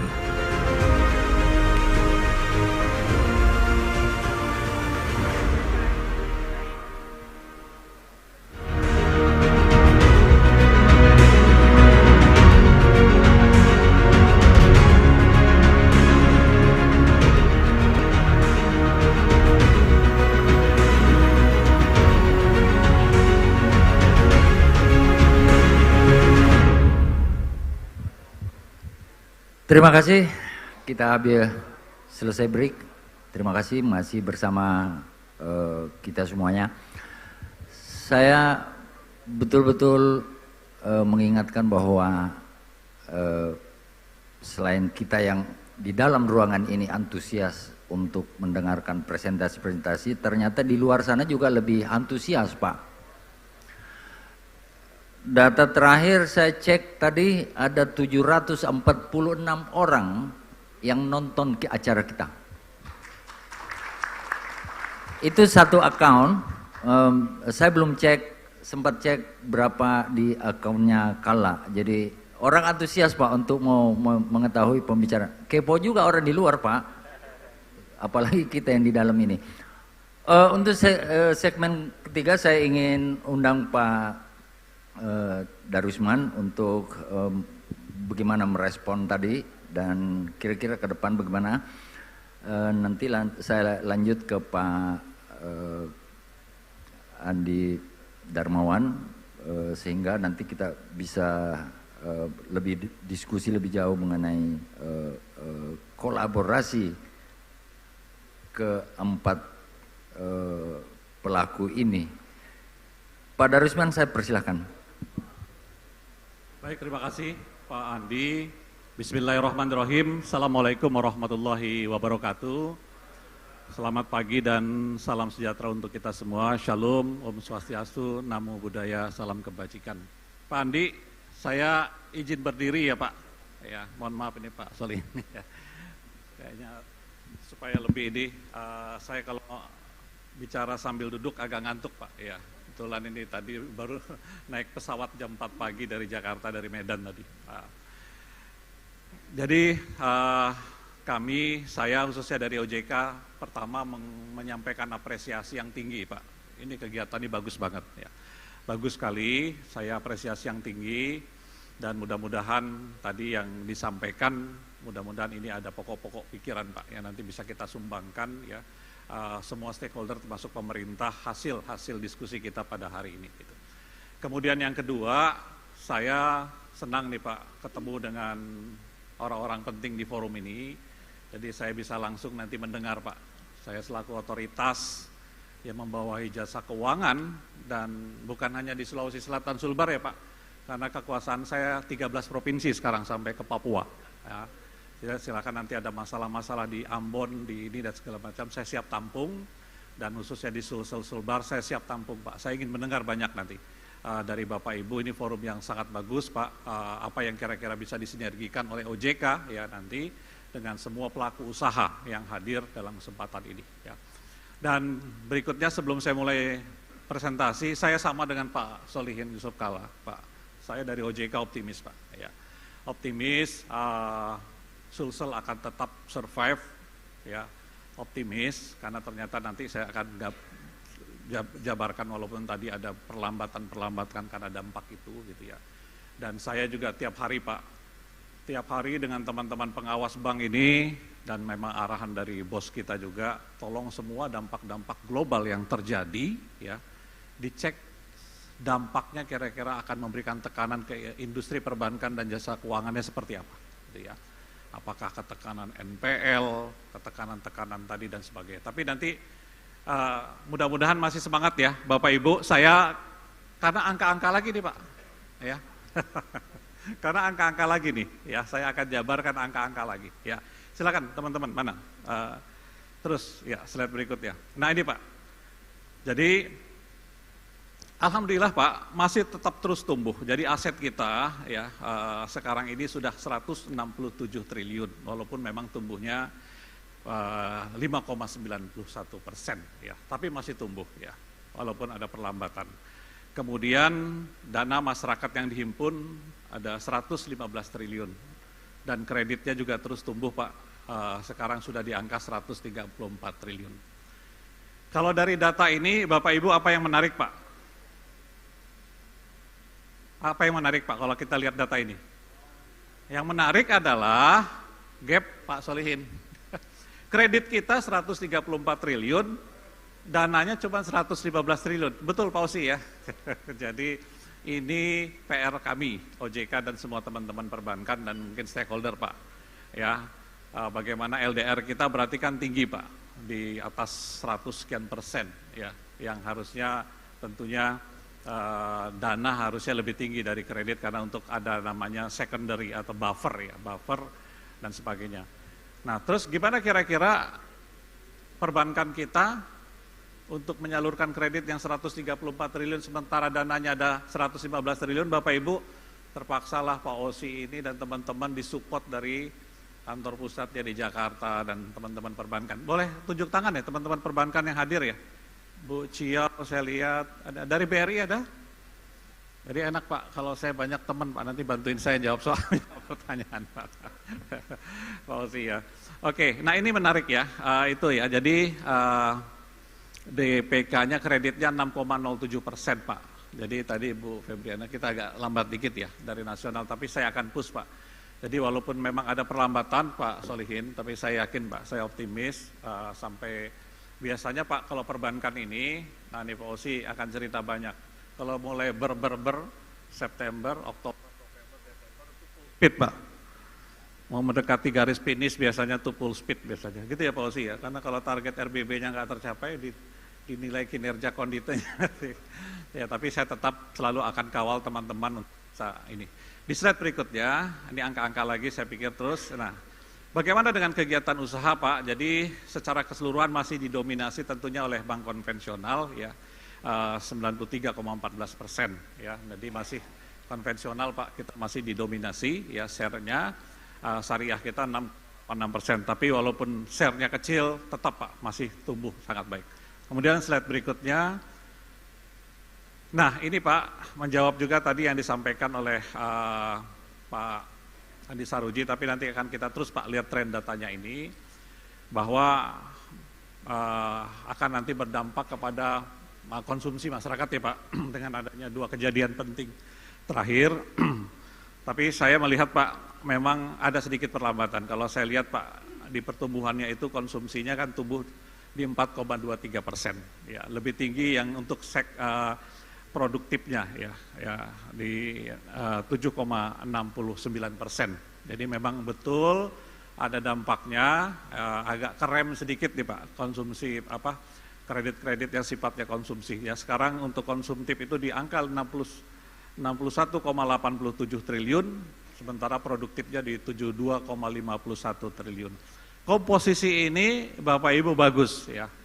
Komposisi ini bagus bahwa ternyata peran perbankan ya khususnya di Sulawesi Selatan ini memberikan peran yang sangat efektif dan strategis mendorong pengembangan sektor real ya. Karena walaupun memang awal mula konsumtif kita perlukan untuk mendrive pertumbuhan ekonomi dan kegiatan ekonomi. Nah, tentunya nanti apa yang disampaikan ini data Agustus ya Pak. Dan tadi yang ini oleh Bu Febrina dari BI, alhamdulillah stabilitas sistem keuangan kita, perbankan kita masih bagus, Pak. NPL-nya untuk konsumtif itu masih di nominalnya di 1,15 triliun ya, atau NPL konsumtif yaitu 1,93%. Saya pikir ini masih aman ya dengan kondisi kehidupan yang berat ini. Jadi kalau Pak Osi sering ke tempat saya, wajahnya kalau udah mulai ini waduh ini kehidupan berat nih, NPL-nya mulai naik nih kan gitu ya. Kemudian di NPL produktifnya 4,24%, Pak. Ini juga masih di bawah 5%, tapi kami agak warning yang ini karena hampir mendekat threshold 5%. Sehingga ini yang nanti tentunya langkah-langkah kolaborasi sinergi dengan teman-teman, dengan dunia usaha juga sama-sama Pak. Kita jaga Pak ini agar jangan sampai tembus di thresholdnya kita di angka 5%. Slide berikutnya. Nah ini yang terbesar Pak, jadi komposisi terbesar, tadi sudah disinggung, kita masih terbesarnya itu di perdagangan besar dan eceran, ya, di share-nya di 26,89%, ya ini yang mendrive, walaupun mungkin nanti untuk share PDRB kita masih tingginya dan di sektor pertanian dan sebagainya ya. Kemudian yang berikutnya ini yang menarik Pak, ternyata betul Pak Saruji ya, kalau kita lihat dari komposisi kredit ini, yang berikutnya adalah di kredit pemilikan rumah tangga. Mungkin kelihatan ya Pak ya di tayangan ya. Kredit pemilikan rumah tangga lainnya, kemudian juga ada kredit pemilikan peralatan rumah tinggal, ada sektor lainnya. Nah kalau bicara sektor lainnya biasanya ke tempatnya Pak Darman Bintang nih, ASN nih. Ya, sektor lainnya, nah baru ke pertanian, perkebunan dan kehutanan ya. Ini menarik Pak, dari beberapa sektor ini saya jabarkan ini Pak, nanti kira-kira apa yang nanti bisa kita lakukan. Jadi untuk tren pertumbuhan kredit 5 sektor ekonomi terbesar ini ya Pak ya. Jadi ada jasa kemasyarakatan, pertanian, perdagangan dan untuk pemilikan rumah tinggal. Kemudian berikutnya, slide berikutnya. Nah ini Pak, kami ingin jabarkan sedikit ya untuk kredit restru. Jadi tentunya saya pikir ini langkah yang harus diambil oleh OJK pada bulan Maret 2020 Pak, pada saat pandemi. Dengan kita mengeluarkan POJK 11 waktu itu, dan saya pikir ini luar biasa. Pak, saya nggak kebayang Pak, kalau waktu itu tidak kita keluarkan kebijakan restru ini, POJK 11 dan POJK 48, mungkin ekonomi kita jatuh Pak. Semua dunia usaha yang nggak bayar langsung NPL. Kemudian perbankan harus membentuk CKPN atau PPAP cadangan 100% kalau dia macet Pak. Jadi dunia usahanya jatuh, semua perbankannya pasti jatuh Pak. Jadi kita tahan dengan POJK 11, apalagi Pak, ini krisis apa ya, pandemi ini beda dengan krisis 97, 98, 2008, ini krisis paling berat Pak, karena ternyata menghantam semua sampai ke sektor ekonomi bawah, ya karena memang kita tidak boleh melakukan mobilisasi dan sebagainya, ya. Nah kita keluarkan kebijakan ini, dan Pak kalau terlihat Pak dari tren restrukturisasi kredit bank umum per sektor ekonomi di Sulawesi Selatan, mulai Pak, jadi mulai dari puncaknya di Desember 2020 terus menurun dan mudah-mudahan ini akan ini. Jadi Kredit restru tentunya memang meningkat Pak, tapi sudah menurun di 2021 hingga Juni 2022. Kemudian pertanyaannya banyak ke saya Pak, kira-kira nanti Maret 2023 seperti apa Pak Darisman? Jawaban saya Pak, apakah ini mau diperpanjang lagi dan sebagainya? Kita tunggu Pak, ya ini lagi dibahas oleh kebetulan Dewan Komisioner kami baru, ya ini lagi dibahas secara intensif. Kita tunggu saja nanti seperti apa, tapi kita lihat kalau untuk beberapa indikator di Sulawesi Selatan sudah menunjukkan hal-hal yang sudah ke arah membaik Pak. Ya. Kemudian terdapat 3 sektor ekonomi dengan kenaikan restru yang sangat signifikan di atas 1000% Pak. Ini ada listrik, gas dan air, ya. Kemudian pemilikan kendaraan bermotor, ya. Kemudian perantara keuangan. Nah ini memang kalau kita lihat di atas 1000% ya Pak Osi berarti ini yang paling terdampak ya dengan pandemi COVID ya. Kemudian terdapat 3 sektor ekonomi yang tidak terlalu begitu terpengaruh dengan kebijakan restru ya, ini administrasi pemerintahan yang pertama, badan internasional dan kegiatan yang memang belum jelas batasannya tadi ya. Di slide berikutnya ya, ini angka-angka lagi ya bahwa menarik Pak kalau melihat dari ini. Dan tentunya mapping kredit restru, total kredit, dan PDRB per sektor ekonomi di Sulawesi Selatan. Jadi kalau kita lihat Pak, ya restrunya menurun, ya pertumbuhan kreditnya meningkat, PDRB-nya juga kalau kita lihat juga naik Pak. Ini ada beberapa sektor nih Pak Saroji ini. Ini bagus nih Pak, pertanian, perburuan, perikanan, pertambangan penggalian, perdagangan besar dan eceran, ya jasa kesehatan yang atas yang hijau ya.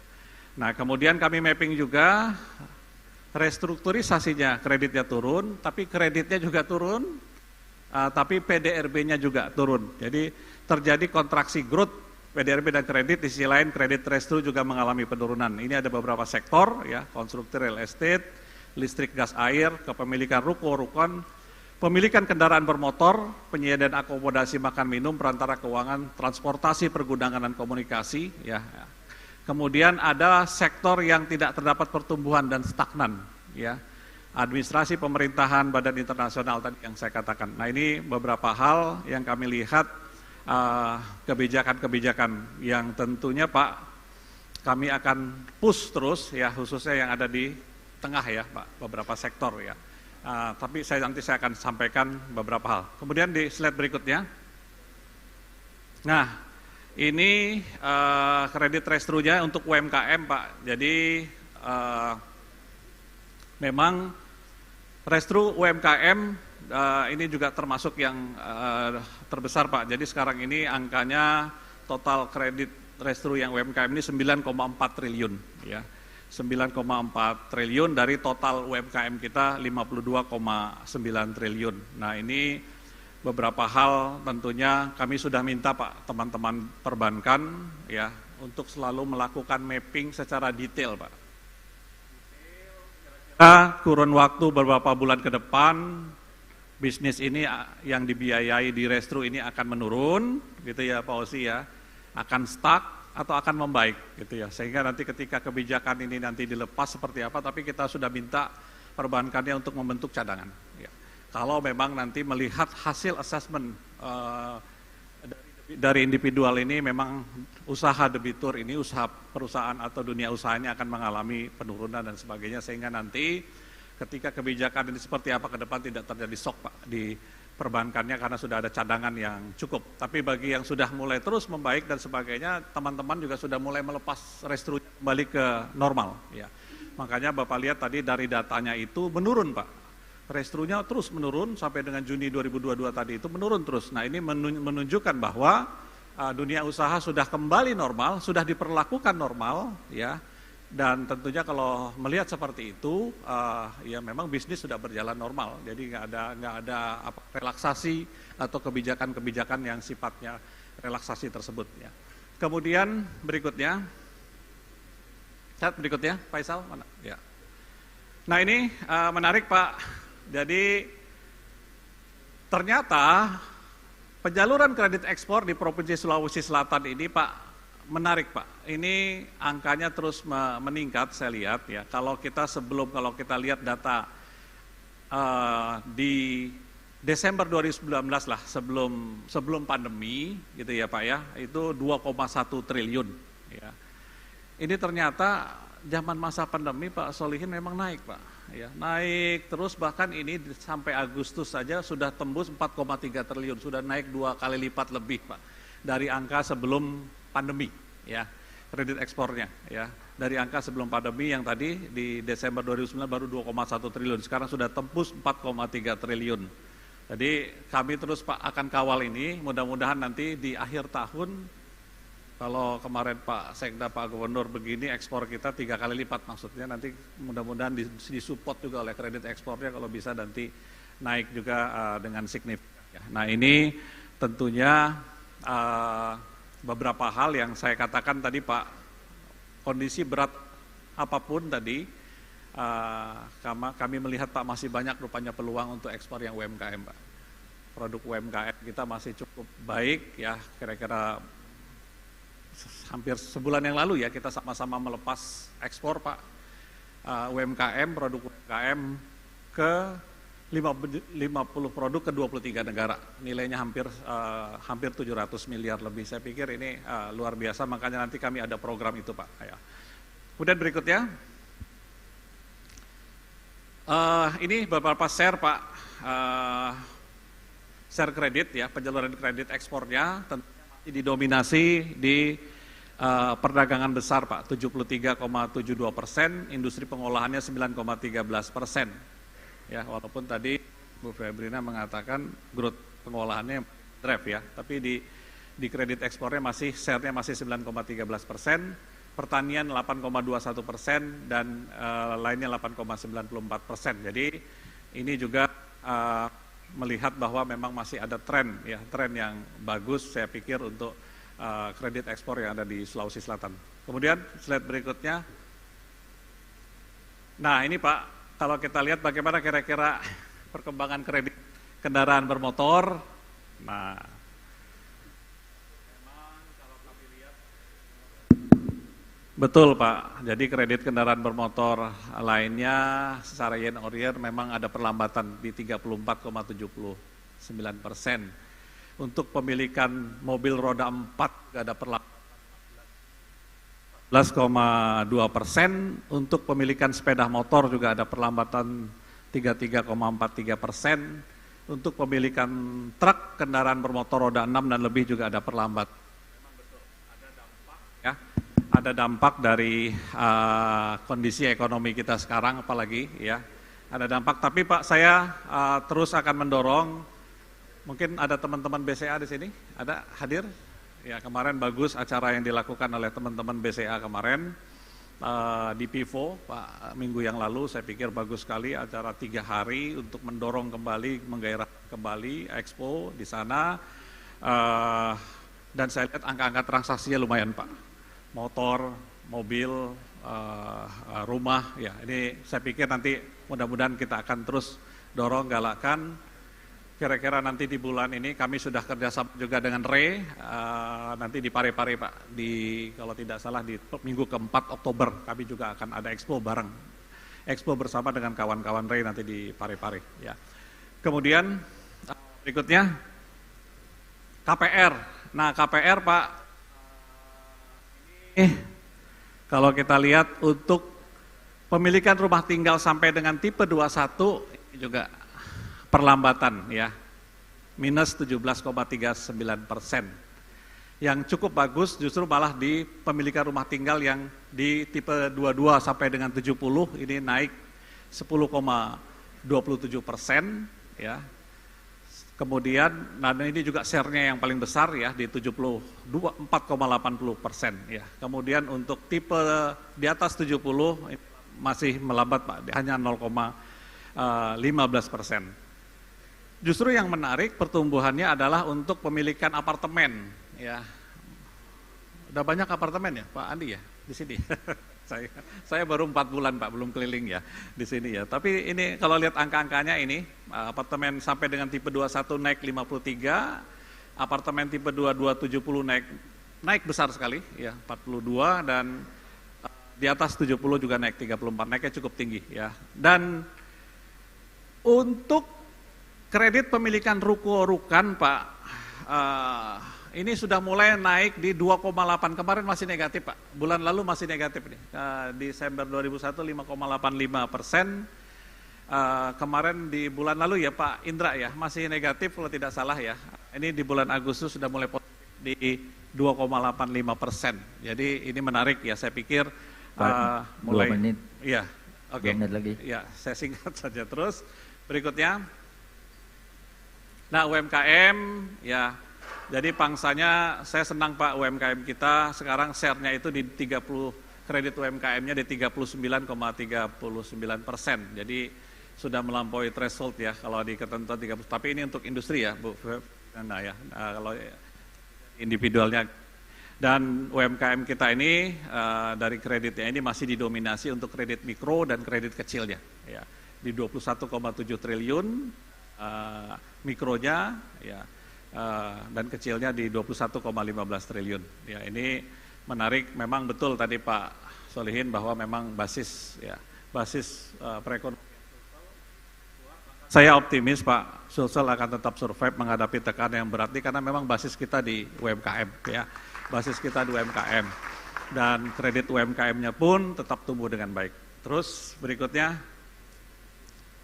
NPL tadi sudah terjaga Pak ya di 3,2%. Nah LDR aja Pak di 116% ya. Nanti kita saya lagi kaji Pak kira-kira intermediasinya di mana ya. Nanti saya juga akan lapor ke Pak Gubernur ya. Nanti kita Pak kolaborasi. Apakah memang semua dunia usaha ya yang sudah diberikan izin berbisnis di Sulawesi Selatan ini sudah punya rekening di perbankan atau belum gitu ya? Atau rekeningnya masih di Jakarta Pak? Rekeningnya masih di Jakarta karena treasury account ya sorry Pak, makasih Pak Solin. Nah ini kalau rekeningnya masih di Jakarta tapi bisnisnya di sini memang dananya nggak masuk di sini Pak. Ya ini juga tentunya memang harus kita ini. Kemudian nanti ada beberapa hal lain ya. Atau kalau saya turun ke daerah-daerah Pak, masalah inklusi masih sangat terbatas ya.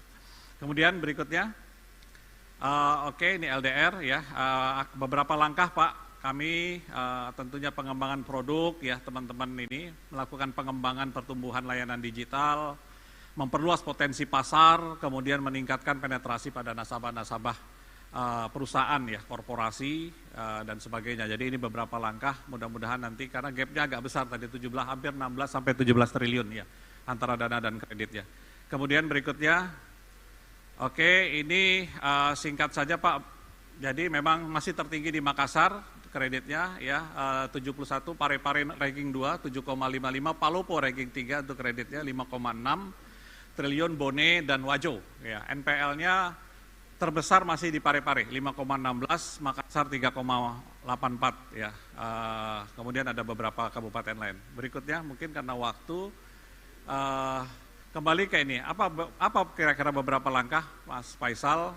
Ada beberapa langkah Pak, tentunya kami OJK memang melihat langkah ini harus berkolaborasi, bersinergi dengan tim percepatan akses keuangan daerah. Mungkin Pak Faisal di slide itu, nah ini beberapa langkah Pak. Ada program fasilitasi di berikutnya saja, terus.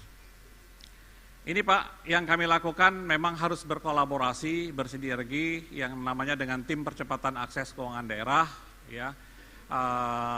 Tentunya dalam rangka peningkatan ini program sinergi Pak, business matching, ya. Jadi tentunya OJK mendorong memfasilitasi segala produk-produk unggulan, potensi-potensi unggulan daerah, ya. Kemudian kita matchingkan Pak dengan industri keuangan dan perbankan, kemudian sektor-sektor unggulan itu kita dorong ya untuk lebih ini. Jadi pertama adalah mendorong pembiayaan model klaster dalam satu ekosistem pembiayaan. Jadi program klasterisasi, Pak, ini sudah banyak sekali. Nanti saya akan tunjukkan datanya dari teman-teman perbankan ini. Kemudian yang kedua, memberikan pendampingan bagi UMKM dari sisi kelembagaan, pengembangan usaha, perizinan, akses keuangan, akses pasar bagi UMKM berorientasi ekspor, Pak. Ini kemarin ternyata Pak, kalau kita mau mendorong UMKM ekspor, 16 lembaga lebih, 18 lembaga lebih harus kita keroyok rame-rame Pak. Nggak bisa OJK sendiri, nggak bisa BI sendiri. ya cukai semua kita libatkan kemarin, kita udah rapat di OJK kemarin, mudah-mudahan nanti UMKM yang sudah kita dampingi, sudah kita dorong, kita bina ini akan menjadi UMKM yang siap ini. Walaupun mungkin secara individual belum siap, kita masih pakai agregator. Yang ketiga adalah mendorong akses keuangan UMKM Pak, untuk mengurangi ini juga salah satu Pak yang membuat kemiskinan masyarakat yang struktural dengan praktek-praktek ijon ya, rentenir dan sebagainya yang sudah kita lakukan. Berapa menit lagi? Berapa detik? Udah Singkat habis, saja. Pak. Habis ya, singkat terus singkat. Ya, Faisal mana? Slide berikutnya. Klasternya Pak, kita sudah ada 292 klaster ya, dengan kredit yang sudah disalurkan 228 miliar, nih sebaran klasternya ya. Banyak Pak, nanti produk-produk unggulan hampir di 24 kabupaten kota semua sudah kita ini, dan kami akan terus dorong Pak sampai akhir tahun ini, mudah-mudahan angkanya terus meningkat dengan baik ya. Hampir semua, kemudian produk-produknya juga Pak, ada rumput laut di situ ya, kalau bisa Bapak lihat tuh ya, ada banyak udang, paname ya, ini semua beberapa unggulan-unggulan produk yang saya pikir sangat layak nanti buat ekspor juga. Berikutnya, slide berikutnya, kami beberapa langkah ini terus pembinaan, ini juga finisi ya, program rentenir Pak, ada 26 ribu rekening kredit yang kita tujukan, proses cepat, biaya murah ya, hanya 3 hari proses dan sebagainya, tidak ada biaya dan sebagainya, ini biaya murah dan sebagainya, ini ada 26.000 dan 237 miliar ya, sudah disalurkan untuk UMKM dalam rangka mengurangi ketergantungannya terhadap rentenir atau pengijon. Berikutnya, slide berikutnya. Oke, ini beberapa hal yang kami lakukan Pak, beberapa terus. Mungkin itu dulu ya Pak, saya berhenti di situ dulu. Nanti kita diskusi, dan saya ingin dengar nanti, silakan Bapak Ibu kasih banyak masukan ke saya ya. Karena nanti semua perbankan ada di koordinasi saya, silakan, saya ingin dengar, nanti segera saya akan tindak lanjuti. Beberapa hal, kemarin sudah sempat datanglah teman-teman ya, sudah datang ke saya, mungkin nanti teman-teman yang lain silakan. Kalau ada masukan untuk OJK, ya nanti kita akan koordinasikan dengan semua industri, termasuk Pak, bukan hanya perbankan Pak, silakan kalau nanti ada hal-hal terkait dengan asuransi dan sebagainya ya. Mungkin pasar modal dan sebagainya, tapi keterbatasan waktu saya tidak bisa menyajikan ini secara lengkap detail, baru pokok-pokoknya saja nanti diskusi kita. Terima kasih. Assalamualaikum warahmatullahi wabarakatuh. Waalaikumsalam warahmatullahi wabarakatuh. Saya kira cukup komprehensif Pak, dan ini yang paling penting ini. Makanya saya mengatur supaya beliau di belakang Pak. Ini intinya. Bagaimana pemerintah Provinsi Sulawesi Selatan membawa kita yang tadi optimis, apa segala macam itu, yang mengeksekusi ini Pemprov bersama pengusaha tentunya, sehingga kita memerlukan seperti apa pemerintah mengarahkan, mengeksekusi perekonomian di Sulawesi Selatan ini. Waktu saya persilahkan Pak Andi Darmawan. Terima kasih Pak Andi. Assalamualaikum warahmatullahi wabarakatuh. Selamat siang, salam sejahtera bagi kita semua. Yang saya hormati Bapak Ibu narasumber, Bapak Ibu semua, izinkan saya menyampaikan permohonan maaf dari Bapak Gubernur karena seyogyanya sampai dengan kemarin itu beliau hadir di sini. Tapi karena tiba-tiba ada undangan narasumber dari Kemenko Perekonomian berkaitan dengan inflasi di depan para gubernur dan menteri, maka beliau mewakilkan kepada saya. Tentu penyampaian pertama saya bahwa Sulawesi Selatan mendapat penghargaan sebagai salah satu daerah tertinggi pencapaian penanganan inflasinya di Sulawesi. Makanya Sulsel mendapatkan penghargaan untuk itu. Baik, sekiranya tadi sudah banyak sebenarnya yang sudah disampaikan berkaitan dengan ekonomi Sulawesi Selatan. Mohon maaf Pak Andi, mungkin saya gunakan waktu saya efektif mungkin, berapa menit saya diberikan. Tabe. Oh siap, baik. Kalau kita lihat di layar bahwa Sulawesi Selatan sebenarnya tidak cukup jelek pertumbuhan ekonominya. kita masih berada pada kisaran meskipun berada di bawah rata-rata provinsi nasional, tapi Sulsel menunjukkan kinerja yang sudah cukup bagus dengan bergeraknya sektor-sektor ekonomi yang memang menjadi andalan selama ini. Ini di tingkat nasional, lanjut sebesar 5,4, kita masih mencapai 5,16. Meskipun demikian, tetapi kalau kita lihat tren pada saat terjadi peak pada tahun 2021 kita lebih tinggi dari nasional. Nasional itu cuma 7,07, sementara kita peaknya 7,70.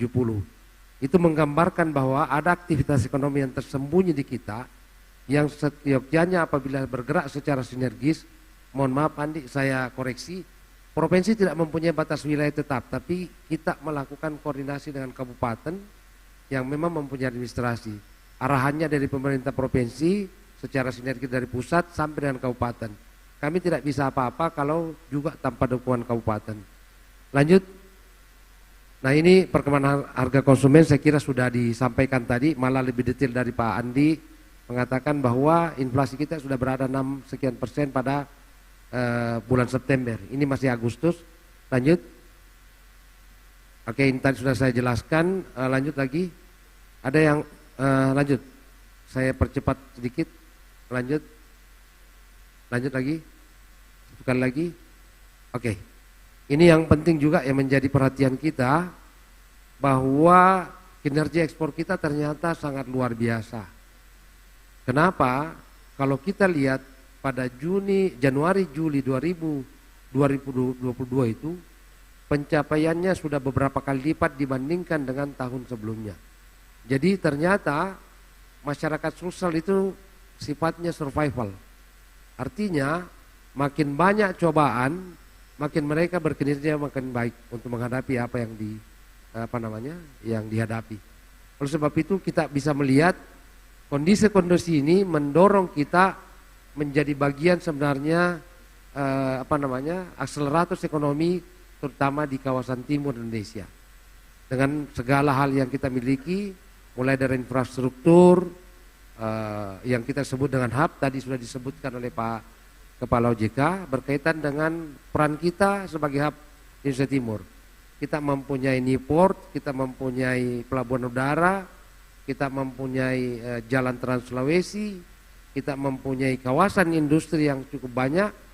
Kemudian hal-hal yang berkaitan dengan infrastruktur juga kita cukup baik dibandingkan dengan provinsi lain. Lanjut. Ini kalau kita lihat terutama berkaitan dengan realisasi ekspor, ada hal yang patut kita catat. Terutama pada sektor industri, kalau kita lihat secara volume itu mengalami penurunan. Tetapi secara nilai ekspor itu mengalami peningkatan.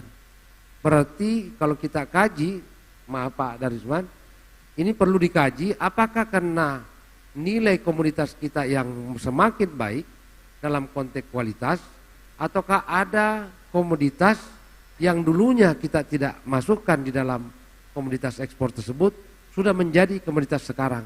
Ini juga menjadi bagian pemikiran kita. Kalau kita lihat, kalau pertanian perikanan biasa saja karena memang menjadi pemegang sektor yang cukup baik. Demikian juga tambang, sudah kita ketahui bahwa struktur PDRB kita selain pertanian juga didukung oleh sektor pertambangan yang cukup besar.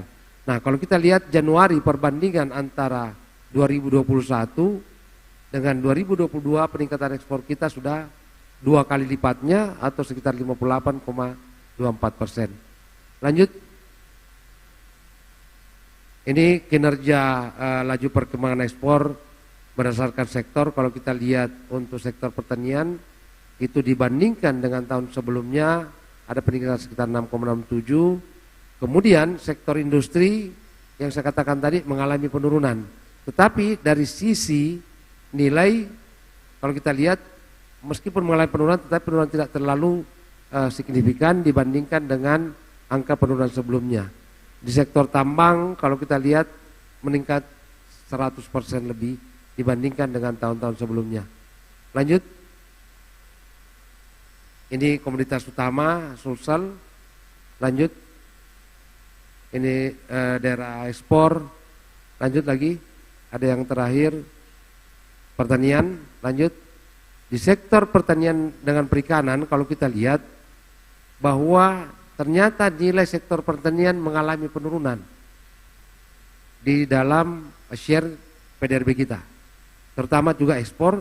Tetapi yang yang patut kita banggakan bahwa ternyata share sektor perikanan yang meningkat dibandingkan dengan pertanian kita.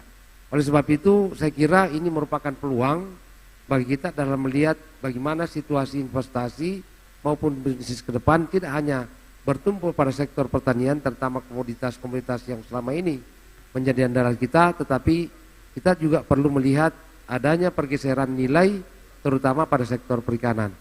Lanjut. Ini komoditas ekspor yang yang diekspor untuk industri ada peningkatan terus. Lanjut. Ini untuk tambang, tentu ada peningkatan. Kemarin Pak Gubernur mungkin menyampaikan beberapa hal pada saat RDP di Kementerian, di DPR RI berkaitan dengan ini. Lanjut, baik, Pak Andi, kita mempunyai visi menjadikan Sulawesi Selatan yang inovatif, produktif, kompetitif, inklusif dan berkarakter. Ada 5 tujuan kami. Ada 5 misi yang kami emban yang mungkin berkaitan dengan investasi. Pertama adalah meningkatkan kualitas SDM kami, terutama menjadi pelayan. Ini dikaitkan dengan izin-izin, tentu bagaimana memudahkan izin, karena selama ini ada timbul pemikiran kalau kalau susah kenapa dipermudah? Atau kalau mudah kenapa disulit? Nah, ini yang menjadi pemikiran kita. Pak Gubernur sekarang sangat concern terkait dengan kualitas kinerja dari ASN kita. Jadi apabila ternyata ada hal-hal yang berkaitan dengan perizinan tanda kutip atau hal-hal yang menjadi pelayanan yang tidak signifikan kepada Bapak Ibu terutama dunia usaha, mohon dengan hormat kami dilaporkan kepada beliau dan pasti ada tindakan ke arah situ. Kemudian misi yang kedua adalah peningkatan kualitas infrastruktur yang berkualitas yang dapat diakses. Dan saya kira sebagaimana kita ketahui infrastruktur jalan menjadi perhatian kita, terutama yang mempunyai lintas harian rata-rata yang terbesar. Dan sudah kita lihat pada daerah tengah yang mungkin kemarin-kemarin agak rusak, demikian juga selatan dan utara itu sudah kita perbaiki. Kemudian yang kedua, infrastruktur irigasi juga menjadi perhatian kita, sebab di situ kekuatan kita dalam sektor pertanian. Dalam konteks ini Sulawesi Selatan menjadi satu-satunya provinsi Indonesia yang mendapatkan perhatian dari pemerintah pusat dalam hal penyediaan infrastruktur, di mana kita diberikan pembangunan 3 bendungan, kemudian 1 bendung, dan yang terakhir ada lagi 1 bendungan. Jadi 4 bendungan yang akan dibangun nilainya sekitar 40 triliun, itu hanya ke Sulsel saja. Itu menjadi dukungan bagi kita semua. Kemudian berikutnya adalah berkaitan dengan infrastruktur, tentu yang kita kaitkan dengan peralatan bagaimana UKM kita bergerak, di mana kita bisa membantu mereka sebagaimana disampaikan tadi oleh Pak Darwisman maupun dari BI bahwa UKM kita merupakan salah satu pilar terutama di Sulawesi Selatan. Hanya saja dalam perkembangannya, karena saya pernah di tenaga kerja juga, UKM kita perlu dukungan bukan hanya karena produk mereka, tetapi perlu dibantu dalam konteks inovasi. Inovasi mereka yang mungkin yang perlu dibantu. Demikian juga saya kira dari teman-teman pengusaha yang perlu dilakukan sekarang yang mungkin menjadi bagian dari kita adalah berkaitan dengan inovasi. Dan yang perlu juga kita mendapatkan perhatian, tentu pemerintah Provinsi Selatan bekerja sama dengan pemerintah kabupaten kota, concern terkait dengan inflasi ini. Kami sudah berkomunikasi dengan Bank Indonesia maupun OJK. Kita mempunyai kewajiban untuk menyiapkan 2% dalam rangka untuk mengatasi inflasi sesuai dengan arahan pusat. Itu kita sudah siapkan dana sekitar 15 miliar Terutama tadi ada berkaitan dengan transportasi, kita akan melakukan subsidi, kemudian berkaitan dengan bantuan sosial, terutama kepada masyarakat kita yang tidak mampu terpengaruh karena kenaikan BBM ini, dan juga berkaitan dengan sektor pertanian yang mungkin membantuan kesegeraan peralatan atau hal-hal yang berkaitan dengan bibit, pupuk dan sebagainya. Hal-hal itu yang juga menjadi bagian dari tanggung jawab kita. Dan yang terakhir ingin saya sampaikan bahwa pemerintah provinsi tidak pernah bisa melakukan kerja sendiri ini tanpa adanya bantuan atau kerjasama sinergitas yang baik antara unsur pengusaha, pemerintah, masyarakat, akademisi, dan yang terakhir adalah tentu insan media. Jadi itulah gunanya Pentahelix menjadi bagian dari kerjasama kita. Dan apabila ada hal-hal yang mungkin menjadi bagian dari pertanyaan atau yang perlu kita diskusikan, mungkin akan menjadi diskusi kita ke depan. Terima kasih Pak. Baik, terima kasih Pak Andi Darmawan. Bapak Ibu sekalian, pertanyaannya pasti udah gatal nih mau nanya. Tapi mohon ditahan dulu sebentar, kita mengikuti aturan broadcasting. Kita harus break sejenak dan kita akan kembali untuk berdiskusi.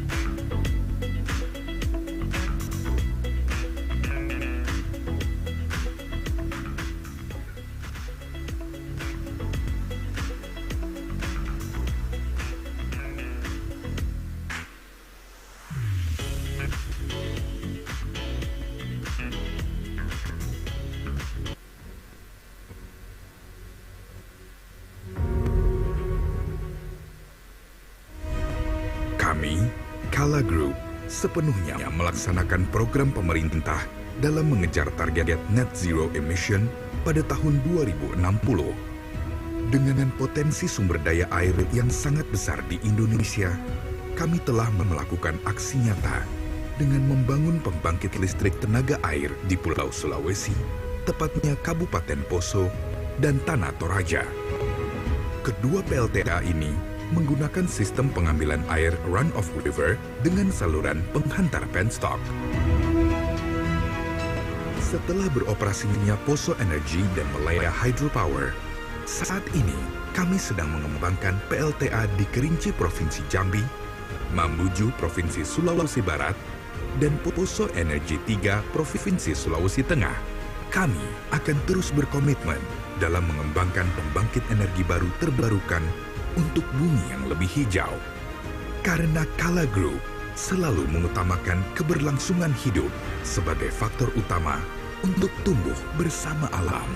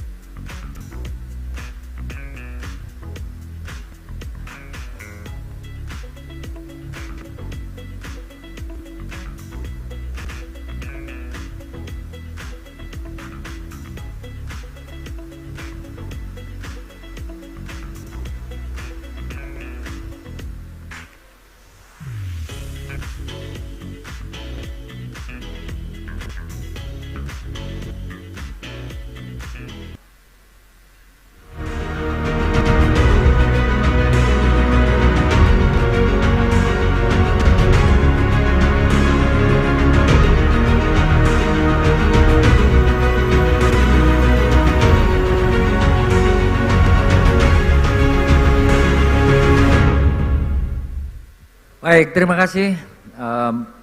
Kita masih bersama dalam ruangan ini dan seperti janji saya akan membuka sesi diskusi ini dan memberi kesempatan untuk bertanya kepada beberapa orang. Untuk sesi 1 ada 3 orang. Silakan berdiri Pak siapa Pak namanya? 1, Pak Anggiat kiri Sahar ya? Masih oke matanya, masih bisa lihat Sahar. Ya. Yang di tengah pertama silakan dulu Pak, 3 orang. Baik, bismillahirrahmanirrahim. Assalamualaikum warahmatullahi wabarakatuh. Nama saya Yusran dari Apindo Sulawesi Selatan. Yang terhormat para narasumber dan terkhusus kepada Bapak Ketua DPP Apindo Sulawesi Selatan. Bapak Ibu sekalian, tadi kebetulan saya bukan pemain golf sehingga saya tidak tahu istilah daripada moderator tadi yang disampaikan. Banyak hal yang saya tidak kenali istilah-istilah beliau, tapi yang pasti bahwa kelima narasumber di atas memberikan optimisme yang luar biasa terhadap kondisi perekonomian Indonesia pada umumnya dan Sulawesi Selatan pada khususnya. Hanya memang moderator itu Pak Solihin yang tidak memberikan kepastian ya. Saya menarik dari Pak Solihin tadi memberikan satu semangat kepada kita sekalian para pengusaha bahwa pengusaha itu harus punya kepastian dan kepastian itu dibikin sendiri. Tadi Bapak Andi Darmawan Bintang melalui Bapak Gubernur, mewakili Bapak Gubernur sudah memberikan kita informasi terkait dengan kondisi Sulawesi Selatan. Memang Pak Wija mengatakan sesuai data analisa yang beliau miliki sedikit agak kurang bagus bagi kita. Tapi ada yang menarik dari beliau mengatakan bahwa hanya nahoda yang handal saja yang bisa membawa botnya berlayar. Itu sangat bagus sekali. Nah khusus kita di Sulawesi Selatan,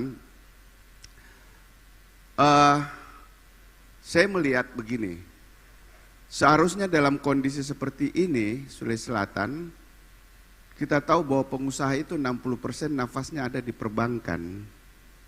Tetapi lagi-lagi di saat kondisi begini perbankan BI rate-nya naik. Padahal kita baru beberapa waktu yang lalu kita didera PPN 11%.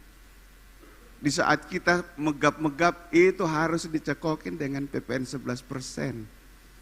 BBM naik, perbankan juga tidak mau mengerti, harus naik BI rate-nya. Nah kenapa harus seperti ini? Padahal kita tahu bahwa pengusahalah yang menggerakkan perekonomian ini 70%.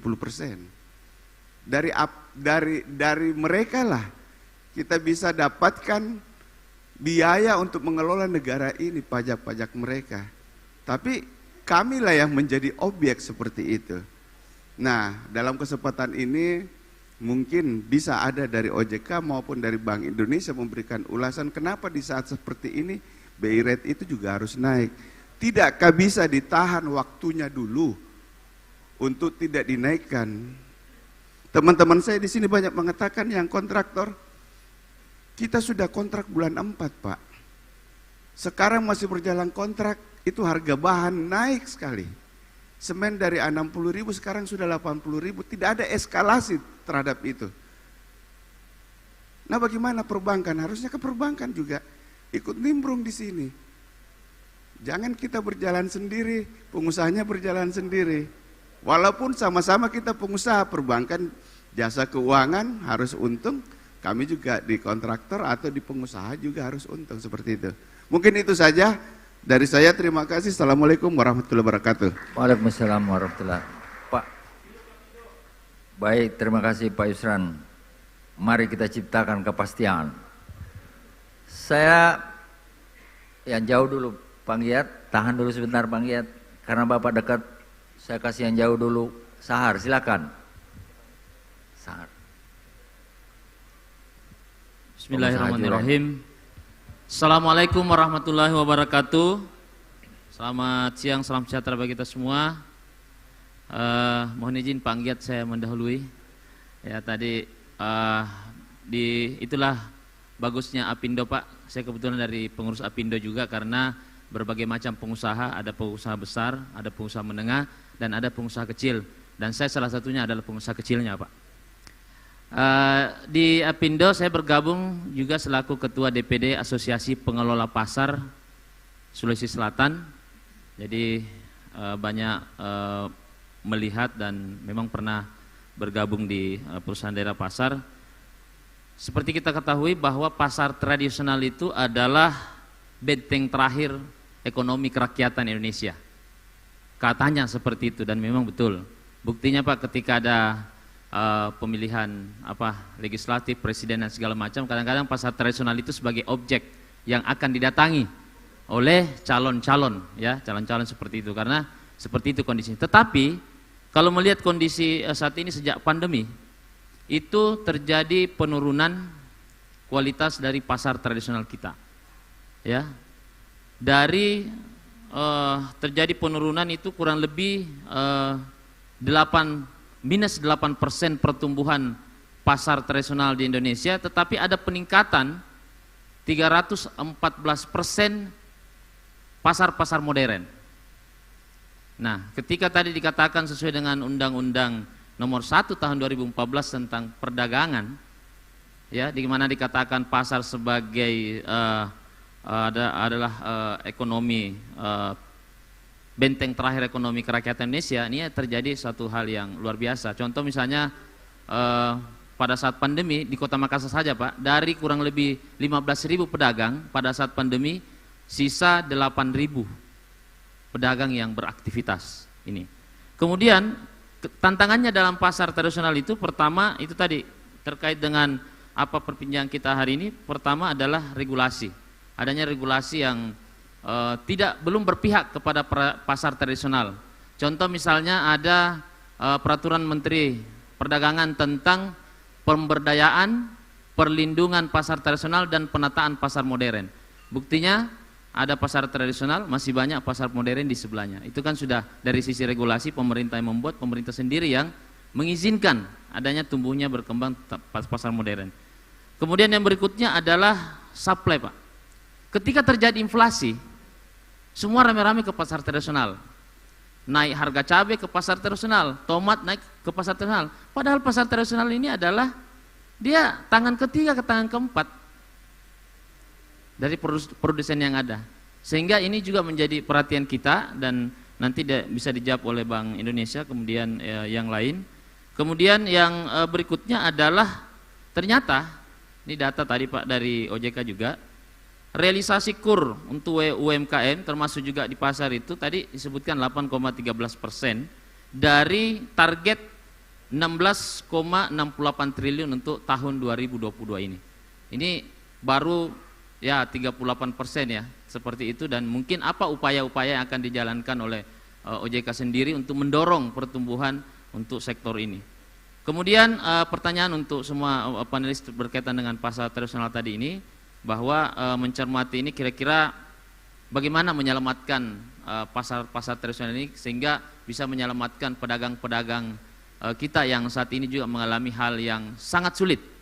Ya tolonglah Pak, mungkin ke bawah ke pasar tradisional melihat sendiri bagaimana, mungkin tadi secara makro Bapak jelaskan tentang bagaimana serapan dan segala macam, tetapi masih banyak kondisi Pak yang perlu dibantu di pasar, terutama infrastruktur, sarana prasarananya, belum lagi program digitalisasi pasar itu juga belum terlalu maksimal juga dijalankan. Pertanyaan kedua juga tentang tadi sudah satu lagi Pak, mohon izin, tentang data pertumbuhan ekonomi 6,35%. Ya, realisasi ekonomi ini menunjukkan bahwa Sulawesi Selatan ini mempunyai kemampuan atau resilience untuk menghadapi krisis ini. Tetapi berdasarkan data Pak, data BPS Maret 2022, ternyata Sulawesi Selatan ini masih memiliki 5 kabupaten termiskin.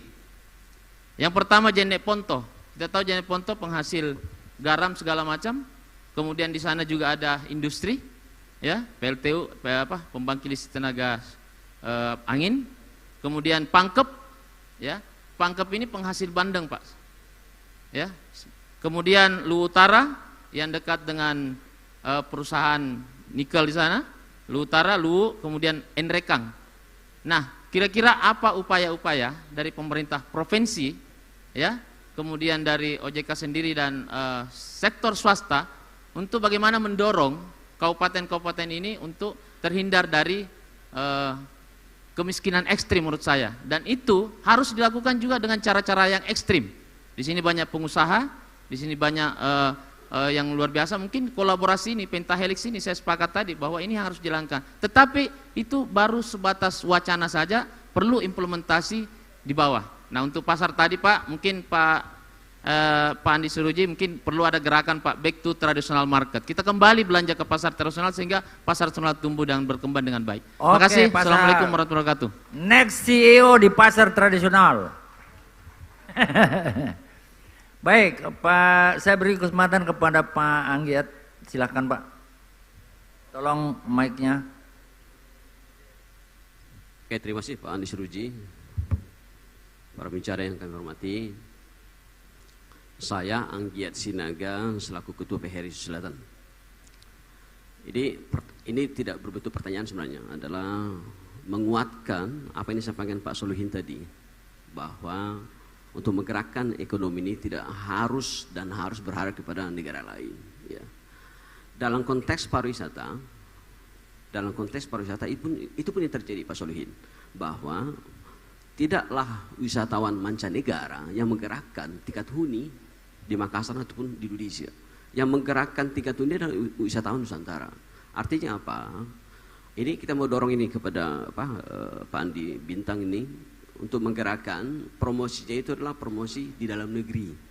Dan juga bahagian ajakan saya kepada hadirin yang saya hormati semua ini, ayo kita berwisata di dalam negeri dong, ya, agar bisa menggerakkan ekonomi daripada negara kita. Ya, jangan tergiur dengan wisata-wisata luar negeri, walaupun ini agak sedikit kontradiktif ini. Kita mengajak kita berwisata dalam negeri, tetapi harga tiket pesawat dalam negeri lebih mahal daripada ke luar negeri. Ini Scott Airline telah membuat sebuah promosi ini. Tanggal 24 akan terbang kembali Pak Solihin dari Singapura ke Makassar. Pulang pergi itu hanya 3,4 juta. Ya. Bandingkan dengan kalau kita ke Jakarta. Jakarta sekarang Garuda 2,6. Pulang pergi itu berapa? Gitu kan. Ini kontradiktif jadi lagi Pak. Jadi ini menjadi PR kita. Saya sedikit karena di sini ada media-media besar di sini, saya sedikit buat referensi terkait bagaimana wisatawan mancanegara tidak ada apa-apanya untuk menggerakkan tiket huni. Kalau lihat data BPS tahun 2019,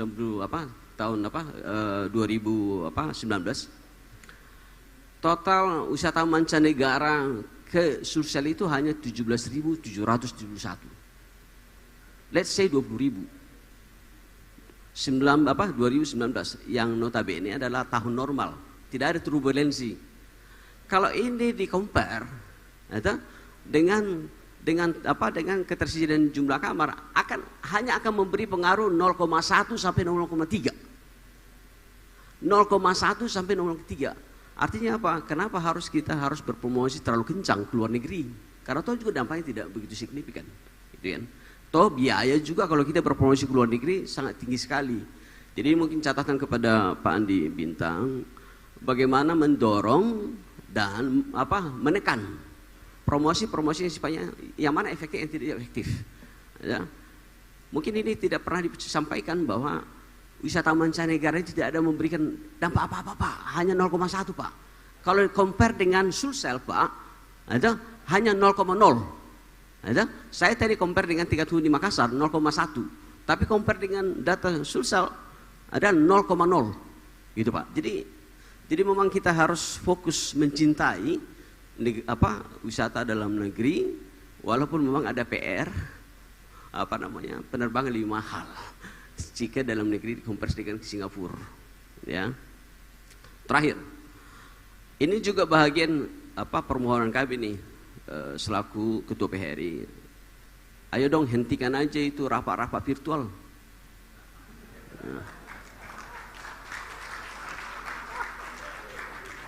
Bisakah OJK jangan lagi rapat virtual lagi Pak? Bank Indonesia jangan lagi rapat virtual. Itu rapat bisa saja offline di hotel. Nah, saya tidak subjektif karena saya ketua PRI, tetapi dengan rapat di hotel akan menggerakkan banyak sektor ketika ada event. Ada event itu tadi Pak Sahar udah mulai bicara itu bagaimana pedagang akan bergerak, ekonomi mikro akan bergerak, sayur bergerak, semua bergerak. Jadi hentikan virtual, mari meeting offline di hotel. Terima kasih. Assalamualaikum warahmatullahi wabarakatuh.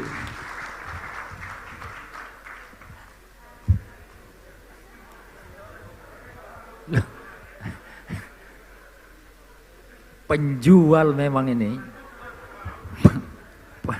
marketer. Ya itulah Pak Anggiat Senaga, selalu menghipnotis kita kalau dia ada di dalam satu pertemuan. Baik, ada 3 pertanyaan. Saya kira semua bisa memberikan komen. Yang pertama dari Pak Yusran, ya, soal ini bagaimana pengusaha lah yang menggerakkan perekonomian ini. Ya APBD cuma berapa ya Pak ya, tapi berbagai hantaman juga yang dihadapi pengusaha seperti yang saya katakan tadi, belum BBM, naik lagi suku bunga, entah apa rentetannya. Padahal Bank Indonesia mengatakan Pak Yusran itu baru inflasi yang terjadi September itu first round Pak katanya, itu baru pukulan pertama, jadi siap-siap dipukulin bertubi-tubi nanti ke belakang. Oke, baik, Pak Wija ada komen atau ke Pak Ibu Febri dulu karena terkait dengan suku bunga dan segalanya. Yang dari Pak Yusran, silakan Bu. Baik, terima kasih Pak pertanyaannya ya. Memang tadi mungkin sudah disampaikan di awalnya. Jadi memang kalau pimpinan kami sendiri ya, Dewan Gubernur itu sudah menahan lama sebenarnya ya. Dari bulan Februari mungkin kita lihat juga tekanan global itu cukup tinggi. Tadi juga kita lihat di angka-angka dari negara-negara lain itu juga semakin mengkhawatirkan gitu ya. Tapi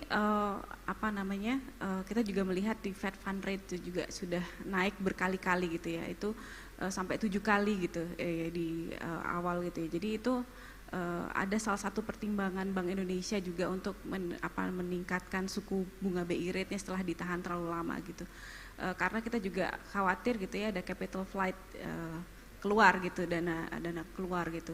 Dan juga sebagai perbandingan di beberapa negara dunia itu juga sudah melakukan pengetatan kebijakannya gitu untuk menahan inflasi terlalu tinggi. Tadi memang kalau BI menahan itu sampai dilihatnya kan kalau kita kenal inflasi itu berdasar kelompoknya ada 3 ya Pak. Jadi yang pertama itu adalah kita menyebutnya inflasi inti, core inflation yang kaitannya dengan daya beli.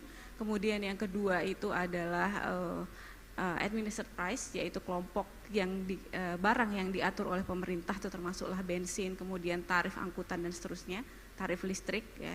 Kemudian ada lagi satunya volatile food. Nah, di awal tahun memang inflasi yang terjadi itu lebih dari pasokan, jadi dari supply makanan yang tidak stabil sehingga inflasinya itu tinggi. Nah, ketika di samping itu kita melihat bahwa inflasi intinya masih terjaga gitu, sehingga memang Pak Gubernur saat itu belum dalam ini Dewan Gubernur belum memandang perlu untuk meningkatkan suku bunga gitu ya.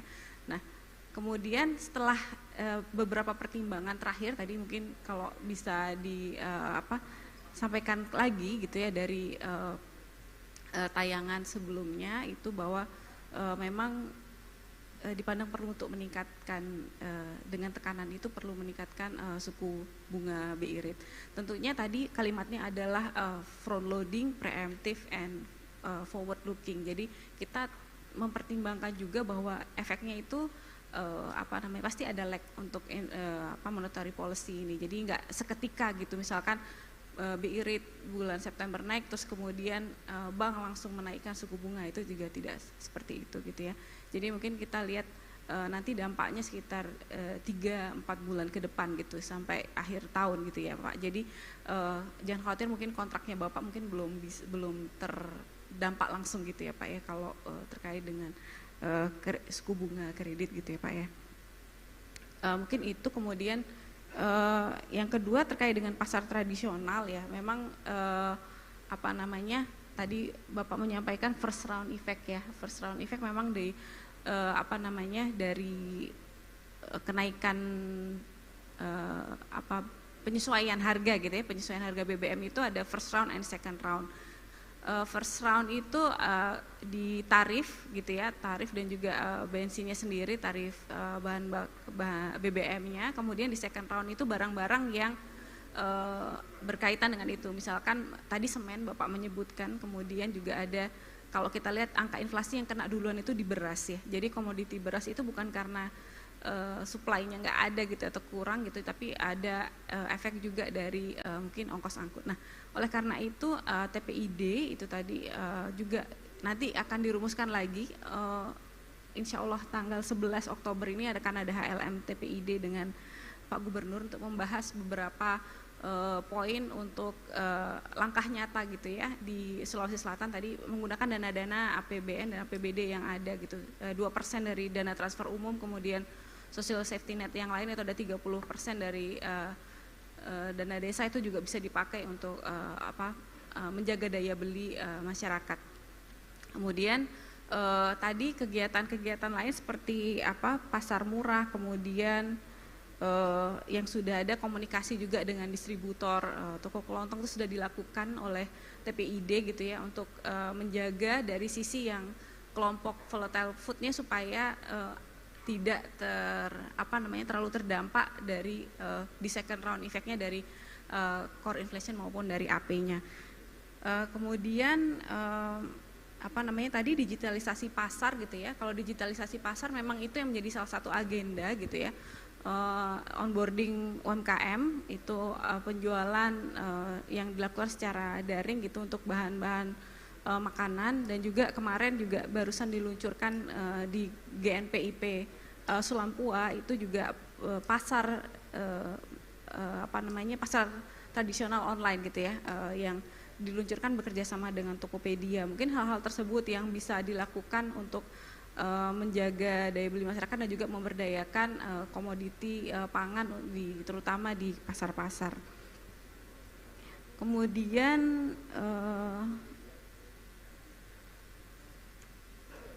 mungkin itu ya, mungkin yang ketiga Pak menanggapi tadi wisata ya Pak ya.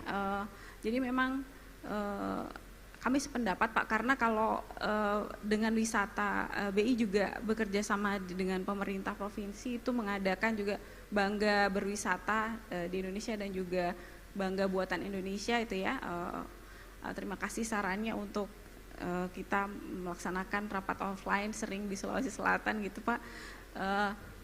BI juga melakukan beberapa riset Pak di tahun ini untuk menganalisa bagaimana kita bisa mendorong pariwisata itu tumbuh lebih baik lagi. Ya. Mungkin itu Pak, terima kasih. Baik Bu, barangkali saya beri kesempatan dulu ke Pak Andi Darmawan Pak. Ada beberapa poin yang Bapak perlu respon, misalnya bagaimana regulasi yang belum berpihak pada pasar tradisional, kemudian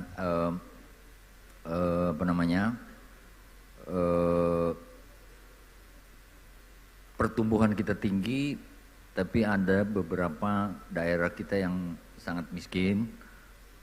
Terus bagaimana upaya-upaya itu yang menurut penanya adalah kemiskinan ekstrim harus diatasi dengan cara-cara yang ekstrim juga, yang radikal ya, radical change barangkali. Silakan Pak. Makasih Pak Andi. Saya ingin menjawab yang paling terakhir dulu Pak Anggiat ini. Rasa-rasanya Bapelit Bangda tidak pernah tidak diklaro Pak. Dan kebijakan pemerintah provinsi juga memang tidak membatasi, artinya berkaitan dengan COVID ini sudah mulai mereda. Jadi justru didorong belanja-belanja dari instansi itu untuk segera dipercepat dengan asumsi bahwa konsumsi pemerintah menjadi bagian penggerak ekonomi kita. Izin Pak, berkaitan dengan keluhan dari Pak Anggia tadi. Kemudian berkaitan dengan kemiskinan ekstrim, bahwa pemerintah, terutama pemerintah pusat sudah mengeluarkan Impres nomor 4 tahun 2022, kalau tidak salah diluncurkan 11 Juni. Dan sudah dilakukan rapat koordinasi terakhir di Jakarta, bagaimana mengatasi kemiskinan ekstrim. Jadi kalau kita lihat kemiskinan, ada kemiskinan biasa, ada kemiskinan ekstrim. Menurut definisi, kalau kemiskinan biasa itu belanjanya 15.000 per hari. Kalau kemiskinan ekstrim itu hanya 10.000, jadi hanya 300.000 per bulan. Jadi mereka karena keterbatasan pendapatannya sehingga mereka tidak mampu membelanjakan baik untuk konsumsi makanan, kemudian akses kesehatan, pendidikan dan lain-lain. Makanya kemarin dilakukan percepatan untuk mengatasi kemiskinan ekstrim ini. 2024 ditargetkan kemiskinan ekstrim ini bisa dinolkan, mencapai nol. Itu target kita. Dan masing-masing sudah punya peran, baik dari pemerintah provinsi maupun pemerintah kabupaten, dalam hal ini gubernur diperintahkan untuk segera menyusun hal-hal yang berkaitan dengan pembiayaan tanda kutip, terutama sekali berkaitan dengan siapa yang akan diberikan. Makanya BP sekarang lagi melakukan sosek itu, ini juga berkaitan dengan kemiskinan ekstrim. Jadi mohon bantuan dari teman-teman media juga untuk mengawal sosek. Dengan demikian kita mengharapkan bahwa bantuan pemerintah yang akan turun kepada masyarakat itu betul-betul tepat sasaran. Ada 2 kegiatan yang kita lakukan oleh pemerintah. Pertama yaitu menurunkan beban hidup. Menurunkan beban hidup ini tentu berkaitan dengan bagaimana terkait dengan distrik mereka, kemudian bagaimana terkait dengan akses sanitasi, air minum, kemudian akses pendidikan dan kesehatan dan sebagainya. Dan saya kira itu sudah diatasi dengan beberapa baik berkaitan dengan kartu BPJS, kemudian kartu kesehatan untuk masyarakat miskin, BLT dan sebagainya. Yang perlu dilakukan sekarang selain menurunkan beban hidup adalah tentu meningkatkan pendapatan. Peningkatan pendapatan ini beberapa hal yang sudah dan akan dilakukan, antara lain adalah melakukan padat karya, kemudian meningkatkan kapasitas apa yang mereka usahakan atau apa mereka lagi cari berkaitan dengan pendapatan mereka.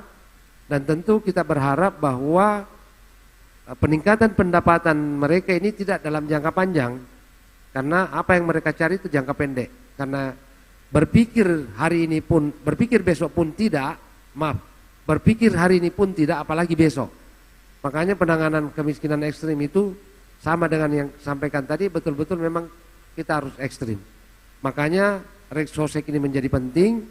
Kemudian tentu kontrol teman-teman media menjadi bagian dari yang kita harapkan untuk mengontrol, sebab ada sebagian keluhan bahwa yang menerima bantuan itu bukan orang-orang miskin. Dan tentu ini menjadi bagian dari tugas untuk mengawal, dan pemerintah provinsi sudah menyiapkan, terutama berkaitan dengan saya sampaikan tadi, subsidi itu sekitar 6.000 orang yang tentu berkaitan dengan datanya diambil dari DTKS. Jadi by name, by address. Kemudian berkaitan dengan pasar tradisional, tentu ini menjadi bagian juga, meskipun ranah ini menjadi bagian daripada pemerintah kabupaten kota, tentu ada hal-hal yang menjadi kebijakan pemerintah, karena tidak semua pemerintah kabupaten yang melakukan seperti yang dikatakan tadi, pasar-pasar modern, pasar tradisional ditinggalkan, tapi ada kebijakan internal dari pemerintah setempat. Ada baiknya teman-teman tadi asosiasi pasar bisa memberikan masukan tidak hanya kepada pemerintah provinsi, tetapi mengirimkan resmi penyampaian formal kepada pemerintah kabupaten supaya itu menjadi perhatian, dan kemudian itu ditembuskan kepada DPRD setempat supaya juga menjadi bahan dalam mengawal kebijakan-kebijakan pemerintah setempat. Saya kira demikian Pak Andi. Terima kasih. Baik, terima kasih Pak. Pak Darwisman, ada mau ditambahkan Pak? Baik, terima kasih Pak Andi Saruji. Terima kasih ini Bapak Ibu yang sudah menyampaikan. Pak Yuslan tadi, saya pikir Bu Febrina tadi sudah menjawab clear Pak. Ya, sebetulnya malah kalau kita ini kan ada forum KSSK ya Bu ya. Ada Menteri Keuangan, ada Gubernur BI, ada Dewan ROJ. Kita itu sempat resah juga kalau saya. Udah 9 kali, 7 kali Fed naik, sementara kita jagain dana di pasar modal udah keluar terus ya. Likuiditas kita kering, udah bisa, karena sensitif sekali Pak kalau Fed Fund Rate naik. Tapi kok BI nggak naik-naik gitu ya, BI Rate ya. Kita ngeri waktu itu, kita agak worry juga waktu itu sempat. Dan saya hampir tiap hari Pak ngejagain dana-dana simpanan Palas Pak, khususnya yang di daerah saya Sulampua. Hampir saya pantau tiap hari karena infonya deposan, kalau mau deposita di Singapura itu isunya bunganya lebih tinggi 1-2%. Jadi saya tiap hari Pak jagain deposito bersama Pak Indra nih, datanya kita cek tiap hari, dan alhamdulillah Pak sampai sekarang nggak ada yang lari ya. Nggak ada yang lari. Nah itu salah satunya ya Pak Yuslan ya, mohon ini dilihat secara ini. Tapi tadi Bu Febrina menjelaskan impact-nya ya, Pak Osi kan nggak langsung naikin kan, enggak ya kan, enggak Pak Yuslan jangan khawatir, pasti ya ada teman-teman hitung-hitungan di perbankan ya, seperti itu gitu ya. Kemudian Pak Sahar menarik tadi ya, Pak Sahar ya. Saya memang Pak sempat Pak beberapa kali berpikir ini pasar-pasar tradisional ini, kebetulan kenapa saya masuk ke sini Pak, karena ini kaitannya juga, mereka juga banyak juga dibiayai oleh perbankan ya Pak Osi ya. Kemudian mereka ini juga Pak, kalau seandainya tidak dikelola dengan efektif Pak Sahar ya, ini juga memang memicu inflasi juga Pak, gitu ya. Kalau Bapak ada katakan tadi, jadi kita ini semua pembeli di pasar tradisional harusnya dapat harga yang lebih murah jadi mahal, karena tadi udah tangan ketiga, tangan keempat ya. Kita sayur mayur kebutuhan pokok sehari-hari ini juga sebenarnya gudang inflasi juga ya, penyumbang inflasi. Sehingga sempat saya berpikir ini memang Pak Darmawan harus kita cari Pak, melalui tim percepatan akses keuangan daerah ya. Nanti tentunya kalau pemberdayaan infrastruktur dan sebagainya saya sepakat nanti Pemkot ya melalui surat tadi dikawal oleh DPRD. Tapi untuk pemberdayaan modal kerjanya, aktivitas ekonominya nanti kita bareng-bareng Pak, kita garap. Kita punya namanya forum tim percepatan akses keuangan daerah. Jadi contoh kemarin yang mau saya lakukan waktu saya masih di Sulawesi Utara Manado, ada 10.000 pedagang. Kita coba kawal, berdayakan dari supply chain-nya, pembiayaan kreditnya dan sebagainya, sehingga memang nanti mendapatkan, kita konsumen semua, pembeli masyarakat Sulsel ini akan mendapatkan harga murah Pak, daging yang kebutuhan sehari-hari, dan ini akan mendorong inflasi kita akan rendah karena dapat harga yang lebih murah, karena kita potong mata rantainya tadi yang terlalu panjang ya. Kemudian sama Pak, yang pertanyaan Pak Sahar yang kedua, 5 termiskin Pak, ini salah satunya juga kami terus dorong. Kami tadi ada program klasterisasi, sebenarnya mendorong penaikan pendapatan masyarakat Pak ya. Nah nanti Pak Osi sama ya teman-teman, coba nanti 5 kabupaten ini coba kita peta lagi ya Pak, yang disampaikan Pak Sahar, klaster-klaster yang sudah berkembang atau berjalan atau kendala aja Pak. Makasih ya Pak Sahar, saya akan turun Pak ke 5 kabupaten ini, saya akan cek kontribusi perbankan di sana ya. Khususnya klaster-klaster yang sudah dibentuk untuk mendorong percepatan produksi masyarakat di sana ya. Karena saya lihat tadi kok banyak sekali unggulan-unggulan yang ada Bandeng dan sebagainya ya, tapi kok ini tidak meningkatkan nilai tukar petaninya atau nilai tukar nelayannya atau kesejahteraan masyarakatnya ya. Saya pikir ini salah satunya juga kami tadi sampaikan di presentasi kami dengan tim percepatan akses keuangan daerah Pak. Kami akan dorong nanti produksinya dengan kita akan bisnis matchingkan itu dengan ini, dengan apa?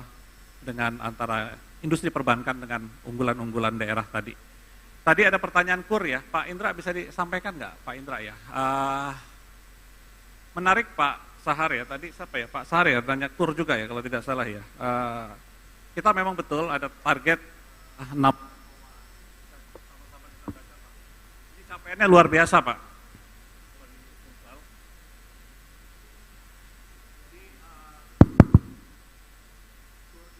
Target tadi 16,64 itu capaiannya per Agustus sekarang sudah di total 11,84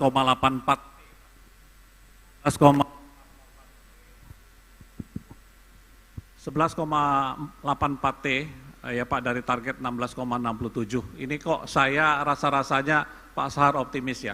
Di September, Oktober biasanya teman-teman November udah beres Pak, ini udah selesai ya. Saya akan kawal ini agar ini mencapai target. Dan kalau kita lihat juga tadi besarannya Pak Indra tadi ada ya di sektor UMKM dan sebagainya, ternyata KUR kita itu banyak Pak di sektor-sektor ke pedagang kecil. Jadi memang mensupport Pak Sahar ya bahwa KUR kita ini perdagangan ini ke sektor-sektor UMKM yang kecil, yang mikro dan kecil ya, mikro dan kecil ya. Jadi saya akan ini upaya-upaya tentunya salah satunya kami tadi dengan program-program tim percepatan akses keuangan daerah melalui pemberdayaan UMKM secara masif kepada masyarakat ya 292 cluster, tapi nanti akan terus kita dorong sampai akhir tahun. Dan ini lagi coba kita matchingkan semua UMKM ini ya, mudah-mudahan ini Pak doakan Pak ya.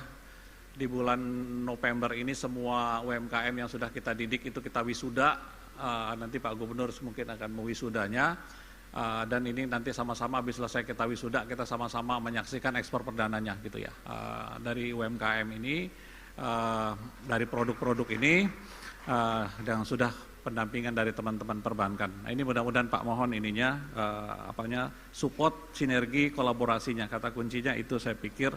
Nah, Pak, yang terakhir Pak Anggiat, saya OJK sepertinya sudah Pak, ya sudah Pak. Saya kemarin di Jakarta, di Medan, kita di hotel kemarin di JW Marriott, kalau di Klaro dan sebagainya mudah-mudahan kita sudah Pak. Tapi saya yang tadi yang Bapak sampaikan sebenarnya benar Pak.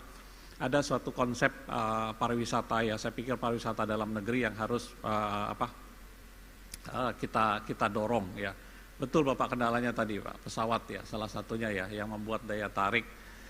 Jadi kebanyakan memang yang berangkat ke Makassar ini kayaknya perjalanan dinas ya Pak ya, perjalanan dinas, nginep di hotel, baru beli UMKM yang sifatnya wisata pribadi yang harus kita dorong karena ada kendala-kendala itu. Saya pikir ini Pak nanti perlu kita berikan masukan Pak ya ke maskapai dan sebagainya, karena ini pun saya pikir akan membawa dampak terhadap pariwisata kita. Ya kalau daya tariknya sih luar biasa ya Pak. Kita ada ramang-ramang banyak ya Pak ya. Kita ada Bira, kita ada Malino, banyak saya pikir ya. Apalagi di dalam kota pun saya pikir banyak. Tapi ini memang perlu koordinasi terpadu dan kami siap Pak. Nanti Pak Anggiat dan para pelaku pariwisata dan Ekraf ya.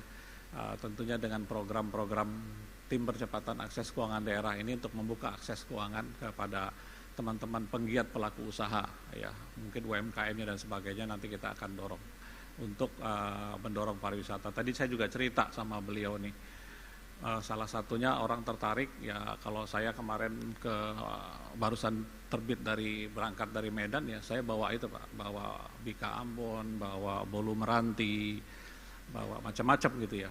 Kalau dari Makassar bawa apa kira-kira ya, memang harus ada unggulannya. Kalau di Bali ada tempatnya Pak, Krishna 1, Krishna 2, tapi kita nggak usah gitulah, kita dirikan aja ya, yang dikelola oleh pemerintah profesional.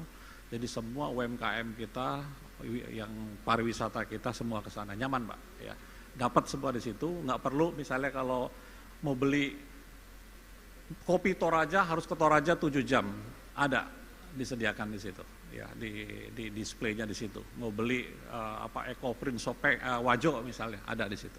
Dan mungkin banyak lagi. Saya pikir itu salah satu mungkin masukan ya Pak ke Pemprov kalau bisa dibuatkan itu. Jadi kita para wisatawan ini nyaman Pak. Ya, hotelnya nyaman saya pikir, dan banyak hotel-hotel saya pikir nyaman. Tapi juga biasanya kuliner dan oleh-olehnya juga tersedia dengan baik. Mungkin kalau panoramanya oke Pak, cuman memang infrastruktur kali ya Pak. Kalau ke Bira itu sebenarnya jaraknya dekat Pak, tapi jarak tempuhnya agak panjang ya Pak. Dan juga fasilitas selama di sana juga harus kita dorong lagi. Mungkin itu ya Pak, mohon maaf Pak Andi, respon saya. Terima kasih. Assalamualaikum warahmatullahi wabarakatuh. Baik, terima kasih banyak Pak. Pak Solihin ada untuk respon? Ya, saya sedikit. Memang kalau pengusaha itu selalu memikirkan kepastian. Begitu juga interest rate butuh kepastian, Pak. jadi memang tapi kata Pak Osi 3 bulan ke depan belum Pak. Tadi saya udah nggak lihat Pak Osi orang. Pak, makanya saya muka saya nggak Osi. Jadi pengusaha itu selalu semangat Pak untuk berinvestasi. Tapi semangat itu juga kami perlu dukungan dari pemerintah daerah dan terutama perbankan, karena kalau tidak ada mitra pengusaha dua ini investasi ini akan melambat. Karena ujung-ujungnya adalah IRR Pak Osi. Nah dengan IRR ini adalah memang interest rate yang paling harus didukung.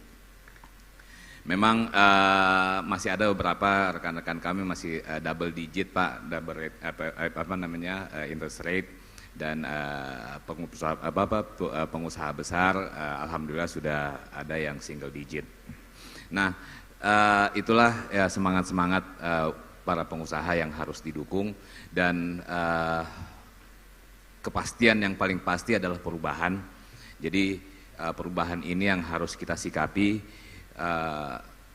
Kalau kita melihat di Sulawesi Selatan, kita melihat pengusaha-pengusaha yang ada adalah hanya pengusaha industri pendukung saja. Tapi industri intinya diambil oleh pengusaha luar. Misalkan pertambangan. Mereka sudah melihat jauh ke depan. Mereka sudah kayak saya mohon maaf yang ada di Morowali ini, mereka sebenarnya bukan pengusaha tambang tapi mereka pengusaha properti Pak. Mereka hanya membangun lahan, membangun power plant dan menyewakan tempatnya untuk dijadikan smelter. Itulah hebatnya pemikiran-pemikiran mereka, dan mereka membawa uang. Jadi kalau mereka membawa uang artinya uangnya kembali ke negaranya, tidak ke kita. Kita hanya mendapatkan pajak dan sampahnya. Jadi saya mendukung memberikan semangat kepada pengusaha kita. Kenapa sih kita nggak jadi mereka? Mereka hanya tamu, tapi dari pemerintah harusnya juga kita bisa bahwa ya tuan rumah mempunyai aturan rumahnya sendiri. Jadi tamu harus mengikuti aturan rumah, dan aturan itu harus kita sikapi baik-baik agar tidak menjatuhkan pengusaha-pengusaha lokal. Dan saya bisa ngomong seperti ini karena kami Kala Group adalah pengusaha yang selalu memikirkan lokal dan selalu mengutamakan masyarakat, dan keuntungan kami adalah nomor 2.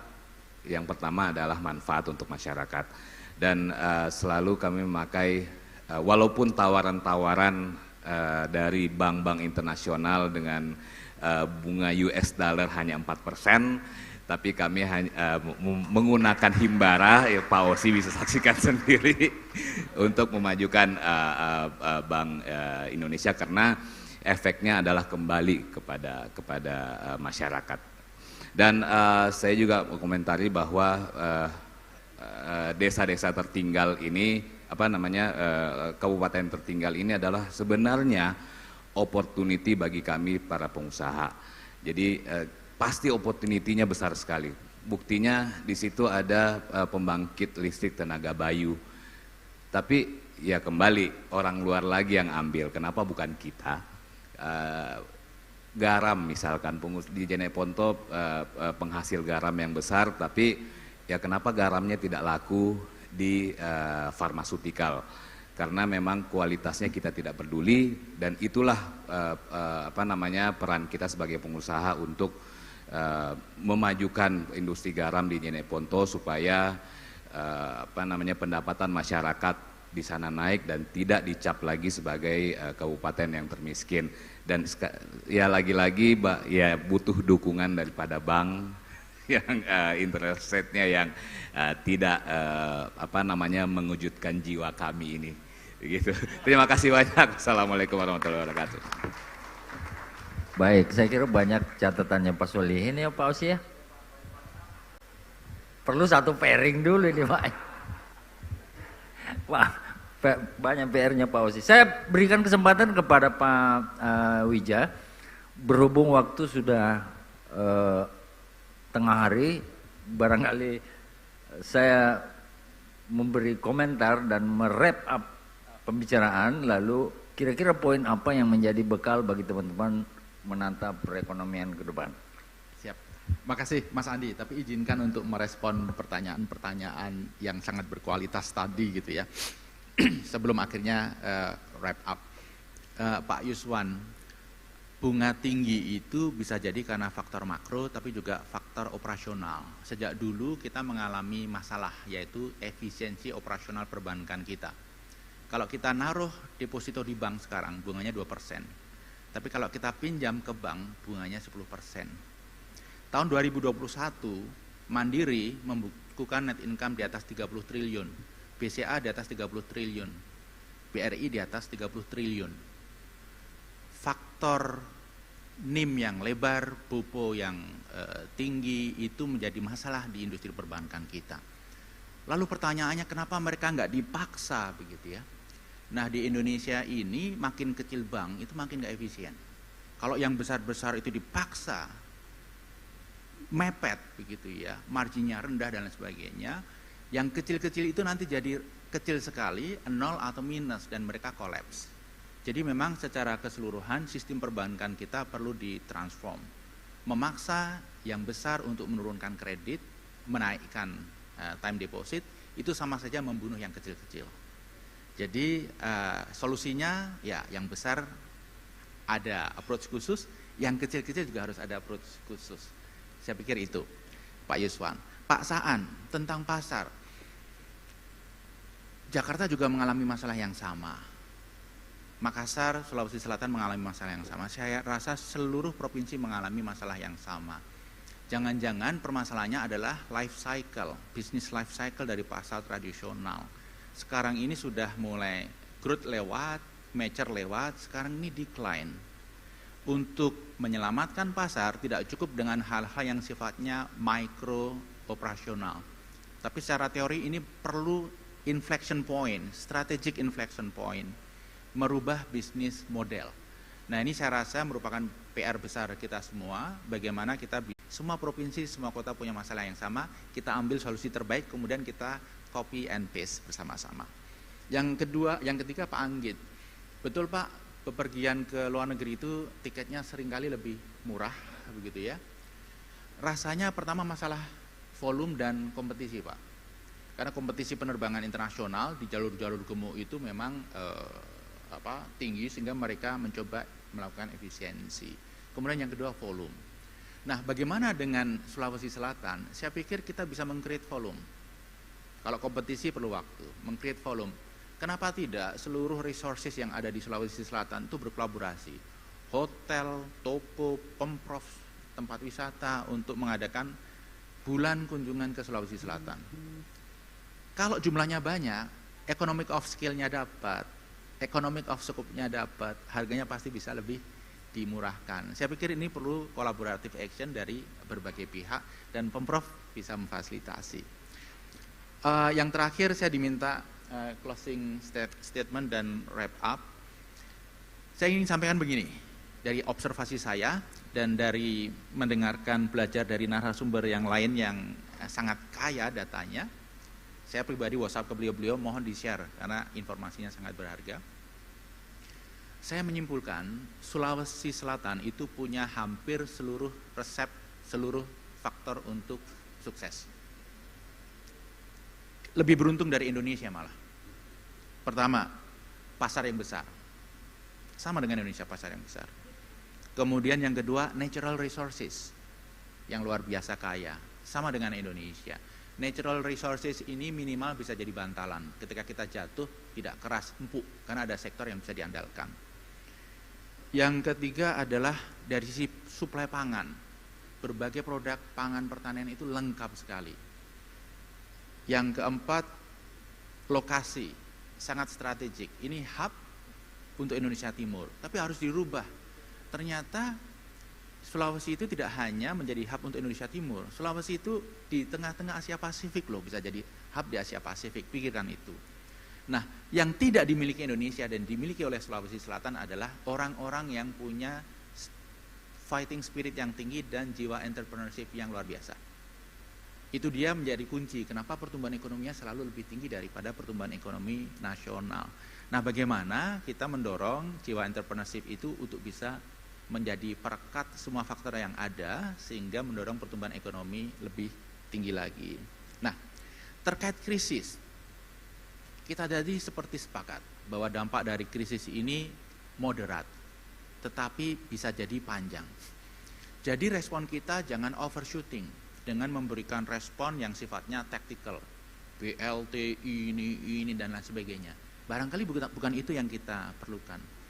Barangkali respon defensif perlu, ya, membantu mereka yang miskin, UKM dan lain sebagainya.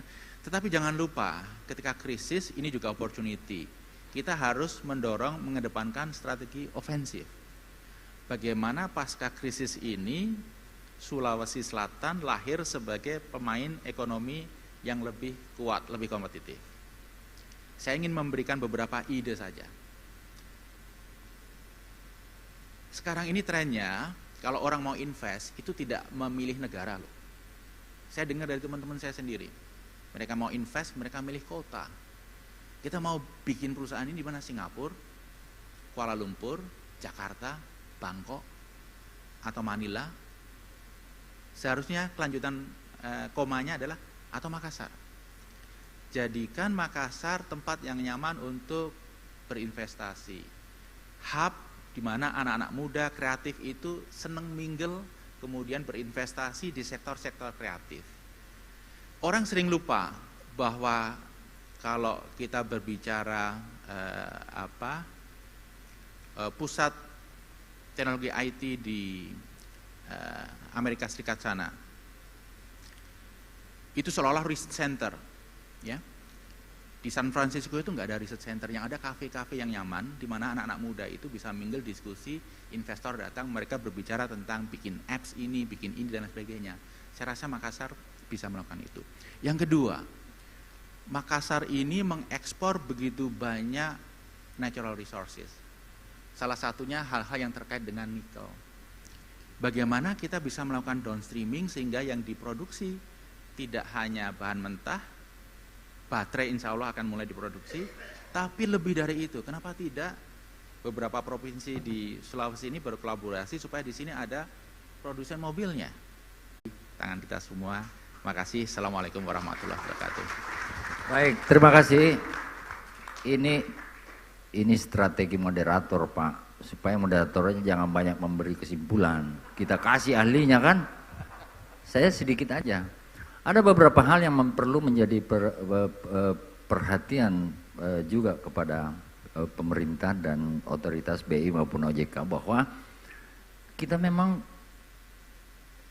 pangan, Pak, kita mengirim pangan kita, mengirim beras kita ke hampir seluruh Indonesia, bahkan ekspor, Pak. Tetapi Bapak cek, sejak 2019 November itulah terakhir nilai tukar petani sektor pangan di 100. Itu pernah mungkin 1-2 bulan di antara itu sampai sekarang ini yang terutama sektor pangan, Pak. Jadi kita hebat pangan, tetapi nilai tukar petani, indeks belinya dan indeks harga yang dia terima itu timpang. Terutama pangan. Jadi kadang-kadang ada hal-hal seperti ini sehingga terpukul dengan kebijakan-kebijakan yang seperti ini, kenaikan BBM, itu akan makin memukul mereka, terutama sektor pangan. Nah, katakanlah ekspor. Kalau melihat data tadi, masih tetap ekspor kita itu 60% adalah nikel, Pak. Mana komoditas yang lain yang harus ditingkatkan? Nah, saya kira ini yang perlu di CEO Forum berikutnya kita membahas sektoral mengenai pengembangan ekonomi Sulawesi Selatan. Dan saya tidak menyimpulkan lebih dari Pak Wija. Saya kira tugas Pak Wija sudah melaksanakan tugasnya dengan baik, memberi kesimpulan, dan pembicara tidak ada yang pesimis, semua optimistis, dan mari berkolaborasi. Intinya seperti yang dikatakan Pak Solihin adalah potensi kita besar, banyak sekali Pak, dibutuhkan kolaborasi, berbicara dan mengatasi persoalan kita. Kalau Pak Solihin mengatakan, Pak jangan 2 digit, kapan 1 digit, kira-kira gitu, ya pasti mendapat perhatian dari Bank Indonesia, OJK dan teman-teman perbankan. Dan saya kira itu tanpa berbicara, tanpa berdiskusi tidak ada solusi memang Pak, sehingga saya kira forum seperti ini harus kita lanjutkan. Hanya satu tujuan, tidak ada orang yang merasa benar sendiri, tetapi tujuannya adalah bagaimana semua pihak berkontribusi sebesar-besarnya untuk kemanfaatan seperti yang dikatakan Pak Solihin. Untung nomor 2, kemanfaatan bagi masyarakat yang paling utama. Itulah tujuan CEO Business Forum ini digagas, dan saya Andi Suruji mewakili peserta Pak mengucapkan terima kasih kepada para narasumber yang sangat excellent hari ini, memberi pencerahan bagi kita, dan saya terutama memohon maaf yang sebesar-besarnya bila mana ada kata-kata atau tindakan yang tidak berkenan bagi bapak-bapak sekalian. Dan sekali lagi terima kasih kepada Apindo, terima kasih kepada Kala Group yang telah memfasilitasi semua ini, dan kita bisa berkumpul, dan sampai jumpa di CEO berikutnya. Assalamualaikum warahmatullahi wabarakatuh.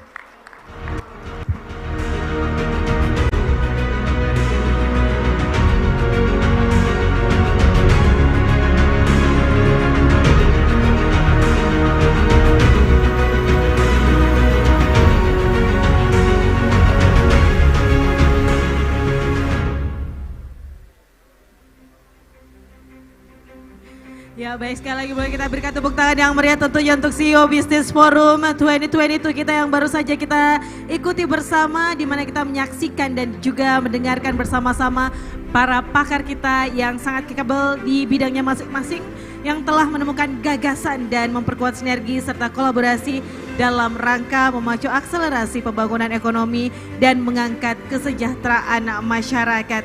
Dan tentunya sekali lagi kami ucapkan terima kasih kepada seluruh narasumber di CEO Business Forum 2022. Terima kasih banyak Bapak Andi Darmawan Bintang, Kepala Bapelitbangda